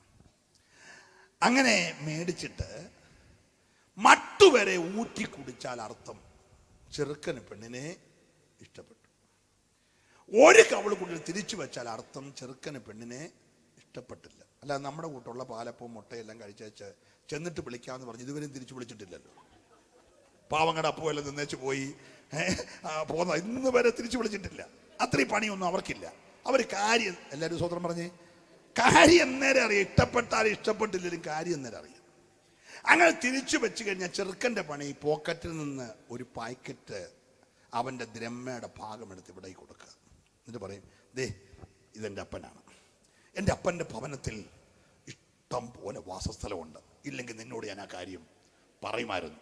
പക്ഷേ അവിടെ എങ്ങും നിന്നെ കൊണ്ടുവന്നില്ല. എനിക്ക് നിന്നെ ഇഷ്ടപ്പെട്ടു. ഞാൻ ഇന്ന് തൊട്ട് നിനക്ക് വേണ്ടി ഒരു വീട് വെക്കാൻ പോകുകയാണ്. ഞാൻ ചെന്ന് ആ വീട് വെച്ച് പണി തീർന്നാൽ ഞാൻ വരും. നീ കാത്തിരിക്കണം. മനസ്സിലാകുന്നുണ്ടല്ലോ? ഹല്ലേലൂയ. അങ്ങനെ മണവാളൻ പറഞ്ഞിട്ട് പോയിരിക്കുകയാണ്. അവന്റെ വരവിന് വേണ്ടി മണവാട്ടിങ്ങനെ കാത്തിരിക്കുമ്പോഴാണ് ആർപ്പുവിളി ഉണ്ടായി, മണവാളൻ വരുന്നേ എന്ന് പറഞ്ഞു. 10 പേര് ഉണർന്നു. ഭയങ്കര ഉണർവ്. ഉണർന്നിട്ട് 10 പേരും വിളക്ക് കത്തിച്ചു. 10 പേരുടെയും വിളക്ക് കത്തി. ഒരു സ്വത്രം പറഞ്ഞ്, അയ്യോ 10 പേരുടെയും വിളക്ക് കത്തി. പക്ഷെ ഒരു സെക്കൻഡിനകത്ത് 5 പേരുടെ വിളക്ക് കത്തിയ പോലെ കെട്ടു. അപ്പോഴാ കുലുക്കി നോക്കി. ഞങ്ങൾ കുലുങ്ങാൻ എത്ര നാളായിട്ട് പറയുക? ഹലോ, പ്രൈസലോ. എന്നേരം ഒന്നും കുലുങ്ങാത്ത പുള്ളികൾ ഇപ്പം മണവാളം വന്നു കഴിഞ്ഞപ്പോൾ കുലുക്കിയപ്പോൾ അറിഞ്ഞത് അകത്ത് സാധനം ഒന്നും ഇല്ല, ചുമ്മാ കുലുങ്ങിയതാന്ന്. മനസ്സിലായില്ലേ? പാട്ടുകാരന് പരവേശം കയറിയപ്പോൾ കുലുങ്ങിയിട്ട് കാര്യമില്ല. പ്രവാചകൻ ആവേശം കയറുമ്പോൾ കുലുങ്ങിയിട്ട് കാര്യമില്ല. പ്രസംഗന് ശക്തി കൂടിയപ്പോൾ കുലുങ്ങിയിട്ട് കാര്യമില്ല. അകത്ത് എണ്ണ ഉണ്ടാലേ കുലുങ്ങാവൂ. ഒരു നല്ല സ്വതന്ത്രം പറഞ്ഞേ. അതല്ലേ പണ്ട് ദൈവദാസന്മാര് പാടുമാറുന്ന, എണ്ണയുണ്ടോ നിൻ വിളക്കിൽ, നീ ഒരുങ്ങിയിട്ടുണ്ടോ, എണ്ണയുണ്ടോ നിൻ വിളക്കിൽ. കരമടിച്ചൊന്ന് പാടിക്കേ. നിർമ്മലമാം നീതി വസ്ത്രം നീ ധരിച്ചിട്ടുണ്ട്, ഓ നിർമ്മലമാം നീതി വസ്ത്രം നീ ധരിച്ചിട്ടുണ്ടോ, സ്നേഹത്തിനാഴവും നീളമതിൻ ത്യാഗവും സമ്പൂർണതയും നീ ഗ്രഹിച്ചിട്ടുണ്ട്, ഓ സ്നേഹത്തിനാഴവും നീളമതിൻ വീതിയും ത്യാഗവും സമ്പൂർണതയും നീ ഗ്രഹിച്ചിട്ടുണ്ടോ. ഓടിതാ ഭക്തരങ്ങുണരുന്നേ, വന്നുദിക്കും പൊന്നു പ്രത്യാശയോടിതാ ഭക്തരങ്ങുണരുന്നേ, വന്നുദിക്കും പൊന്നുഷസ് ഓർക്കുമ്പോളും രമ്യം. പാരിലാരും പാടിടാത്ത പാട്ടു നമ്മൾ പാടും, പാരിലാരും പാടിടാത്ത പാട്ടു നമ്മൾ പാടും, പാരിലാരും ചൂടിടാത്ത വടമുടി ചൂടും, പാരിലാരും ചൂടിടാത്ത വടമുടി ചൂടും. നീളമതിൻ വീതിയും ത്യാഗവും സമ്പൂർണതയും നീ ഗ്രഹിച്ചിട്ടുണ്ടോ. നീളമതിൻ വീതിയും ത്യാഗവും സമ്പൂർണതയും നീ ഗ്രഹിച്ചിട്ടുണ്ടോ. പ്രത്യാശയോടിതാ ഭക്തരങ്ങുണരുന്നേ, വന്നുദിക്കും പൊന്നുഷസ് ഓർക്കുമ്പോഴും രമ്യം. ഒരിക്കലൂടെ കരമുയർത്തി കർത്താവിനെ സ്തുതിക്കുമല്ലോ. ഞാൻ എന്റെ വാക്കുകൾ വേഗം നിർത്തട്ടെ സ്നേഹിതരെ. 10 പേര് ഉണർന്നു. 5 പേരുടെ വിളക്കിൽ എണ്ണ തീർന്നു പോയി. അവർ മറ്റേ 5 പേരോട് എണ്ണ ചോദിച്ചു. പക്ഷെ ചോദിച്ചപ്പോൾ അവർ പറഞ്ഞു, എണ്ണ തരാനൊക്കത്തില്ല. പ്രിയരെ, വേറെ എന്ത് വെള്ളം കൊടുത്തോ എണ്ണ കൊടുക്കല് കേട്ടോ. ഒറ്റ നിമിഷം കൊണ്ട് ഞാൻ നിർത്തും. മഴ പെയ്യത്തില്ല, ധൈര്യമായിട്ടിരുന്നാട്ടെ. ഒറ്റ മിനിറ്റ് കൊണ്ട് ഞാൻ നിർത്തും. നിങ്ങൾ ശ്രദ്ധിച്ചേ, വേറെ എന്ത് വെള്ളം കൊടുത്തു, പക്ഷെ എണ്ണ കൊടുക്കരുത്. എണ്ണ വിറ്റൊരു കളി കളിക്കരുത് കേട്ടോ. എണ്ണ നിന്നെ നിത്യതയ്ക്ക് കൊണ്ടുപോകാൻ വേണ്ടി ദൈവം തന്ന മുദ്രയാ. അത് വിറ്റ് നീ ഒന്നും ചെയ്യരുത്. വീണ്ടെടുപ്പിൻ നാളിനുള്ള അച്ചാരമാ. അത് വിലക്ക് വാങ്ങുന്നതല്ല, അത് സ്വർഗത്തിന്റെ ദാനമാ. ഇന്ന് രാത്രി അത് ലഭിച്ചവരൊക്കെ നല്ലൊരു ഹല്ലേലൂയ പറഞ്ഞാട്ടെ. ദൈവത്തിന്റെ പൈതലേ, അങ്ങനെ എണ്ണയുള്ളവരകത്ത് കയറി വാതിലടച്ചു. മറ്റവരെവിടെ പോയി വാങ്ങിക്കൊണ്ട് പറഞ്ഞു, ഞങ്ങൾക്കും കൂടെ തുറക്കണമേ. യേശു പറഞ്ഞു, ഞാൻ നിങ്ങളെ ഒരു നാളും, വിളക്കിൽ എണ്ണയില്ലാത്ത ആരെയും യേശു ഒരു നാളും അറിയുന്നില്ല. ഇന്ന് രാത്രി ഒരുക്കത്തോടെ നമുക്ക് കാത്തിരിക്കാം. പ്രിയരെ, നിങ്ങൾക്കറിയാമോ 2017 ഡിസംബർ മാസം 6-ാം തീയതി നമ്മുടെ ബഹുമാന്യായ അമേരിക്കയുടെ പ്രസിഡന്റ് ഡൊണാൾഡ് ട്രംപ് യെരുശലേമിനെ തലസ്ഥാനമായി പ്രഖ്യാപിച്ചു. നിങ്ങൾക്കറിയാമോ 1948 അതെ 48 മെയ് മാസം 18-ാം തീയതി സ്ഥാപിതമായ യെരുശലേം എണ്ണി 70 വർഷം കഴിഞ്ഞപ്പോൾ 2018 ഡിസംബർ 6-ാം തീയതി അവന് തലസ്ഥാനമായി പ്രഖ്യാപിച്ചെങ്കിൽ അവൻ ഒരു തലമുറ 70 വർഷം, 70 ഏറെയായാൽ 80, 70 വർഷം തികഞ്ഞ ദിവസത്തിൽ ട്രംപ് തലസ്ഥാനമായി പ്രഖ്യാപിച്ചെങ്കിൽ ഞങ്ങൾക്കൊരു ഉറപ്പുണ്ട്, ആ യെരുശലേം നഗരിയിൽ നാളുകൾ 2000 വർഷങ്ങൾക്ക് പുറകിൽ കല്ലിൽ മേൽ കല്ല് ശേഷിക്കാതെ ഇടിഞ്ഞുപോയ യെരുശലേം ദേവാലയം പുനഃസ്ഥാപിക്കപ്പെടാൻ പോകുകയാ. അത് സ്ഥാപിക്കപ്പെടുന്നതിന് സെക്കൻഡുകൾക്ക് മുമ്പേ കണ്ണിമയ്ക്കുന്ന നേരം കൊണ്ട് സഭയാകുന്ന കാന്ത 1000 കോടി വാനഗോളങ്ങളെ താണ്ടി പറന്നുയരുവാൻ പോകുകയാ. പ്രത്യാശയുള്ളവരുണ്ടെങ്കിൽ അവരെ കരമടിച്ച് ദൈവത്തെ സ്തുതിക്കട്ടെ. പ്രിയരേ, യേശു വരാറായി. Hallelujah, hallelujah, hallelujah, hallelujah, hallelujah, hallelujah. Jesus. മേഘങ്ങളുടെ മേൽ അധികാരം ദൈവത്തിനുണ്ട്, മഴയുടെ മേൽ അധികാരം ദൈവത്തിനുണ്ട്. ഇന്ന് രാത്രി വിശ്വസിച്ച കരമുയർത്തി ഒരു സ്തോത്രം ചെയ്താട്ടെ. ഞാൻ എൻ്റെ വാക്ക് നിർത്തുമ്പോൾ ഇന്ന് രാത്രിയിലോ നാളെ പ്രഭാതത്തിലോ ഒരുപക്ഷെ കാഹളം ധ്വനിക്കാം. ഏതു സമയത്തും അത് സംഭവിക്കാം. ഇന്ന് കാഹളം ധ്വനിച്ചാൽ മരിച്ച സകല വിശുദ്ധന്മാരുടെ കല്ലറകൾ തുറക്കും. ജീവനോടെ ശേഷിക്കുന്ന വിശുദ്ധന്മാർ രൂപാന്തരപ്പെടും. ഇരുവരും ഒരുമിച്ച് ആകാശം മേഘങ്ങളിൽ കർത്താവിന് എതിരേൽപ്പാൻ എടുക്കപ്പെടും. ഇന്ന് കാഹളം ധ്വനിച്ചാൽ ഞാൻ ഉണ്ടാകുമെന്ന് ഉറപ്പുള്ളവര് ആ കൈയൊന്നുയർത്തി നല്ലൊരു ഹല്ലേലൂയ പറഞ്ഞേ. ഇല്ലാത്തവരുണ്ടെങ്കിൽ ജീവപുസ്തകത്തിൽ പേരെഴുതി കാണാത്ത ഏവരെയും തീപ്പൊയ്കയിൽ തള്ളിക്കളയും. അത് രണ്ടാമത്തെ മരണമാണ്. ഒരു നിമിഷം കണ്ണുകൾ അടയ്ക്കാം, തൽസ്ഥാനങ്ങളിൽ എഴുന്നേക്കാം. നിങ്ങൾക്ക് വേണ്ടി ഒരു വാക്ക് ഞാൻ പ്രാർത്ഥിക്കുന്നു. സംസാരിപ്പാൻ അധികമുണ്ടെങ്കിലും ഈ കാലാവസ്ഥയിൽ ഞാൻ ഇവിടെ നിർത്തുന്നു. പ്രിയരെ, എൻ്റെ ശ്രോതാക്കൾ ആരും കൈവിടപ്പെടരുത്, ആരും തള്ളപ്പെട്ടു പോകരുത്. രണ്ടുപേർ കിടക്കമേലായിരിക്കും. ഒരുവൻ എടുക്കപ്പെടും, ഒരുവൻ തള്ളപ്പെടും. രണ്ടുപേർ തിരികെ പൊടിക്കുകയായിരിക്കും. ഒരുവൻ എടുക്കപ്പെടും, ഒരുവൻ തള്ളപ്പെടും. രണ്ടുപേര് വയലിൽ പണിയായിരിക്കും. ഒരുവൻ എടുക്കപ്പെടും, ഒരുവൻ തള്ളപ്പെടും. അവൻ വരുന്നത് സന്ധ്യയ്ക്കോ രാത്രിയിലോ പ്രഭാതത്തിലോ ഏത് യാമമെന്നറിയായികയാൽ ഉണർന്നിരുന്നു കൊണ്ട് പ്രാർത്ഥിക്കുക. ഹല്ലേലൂയ.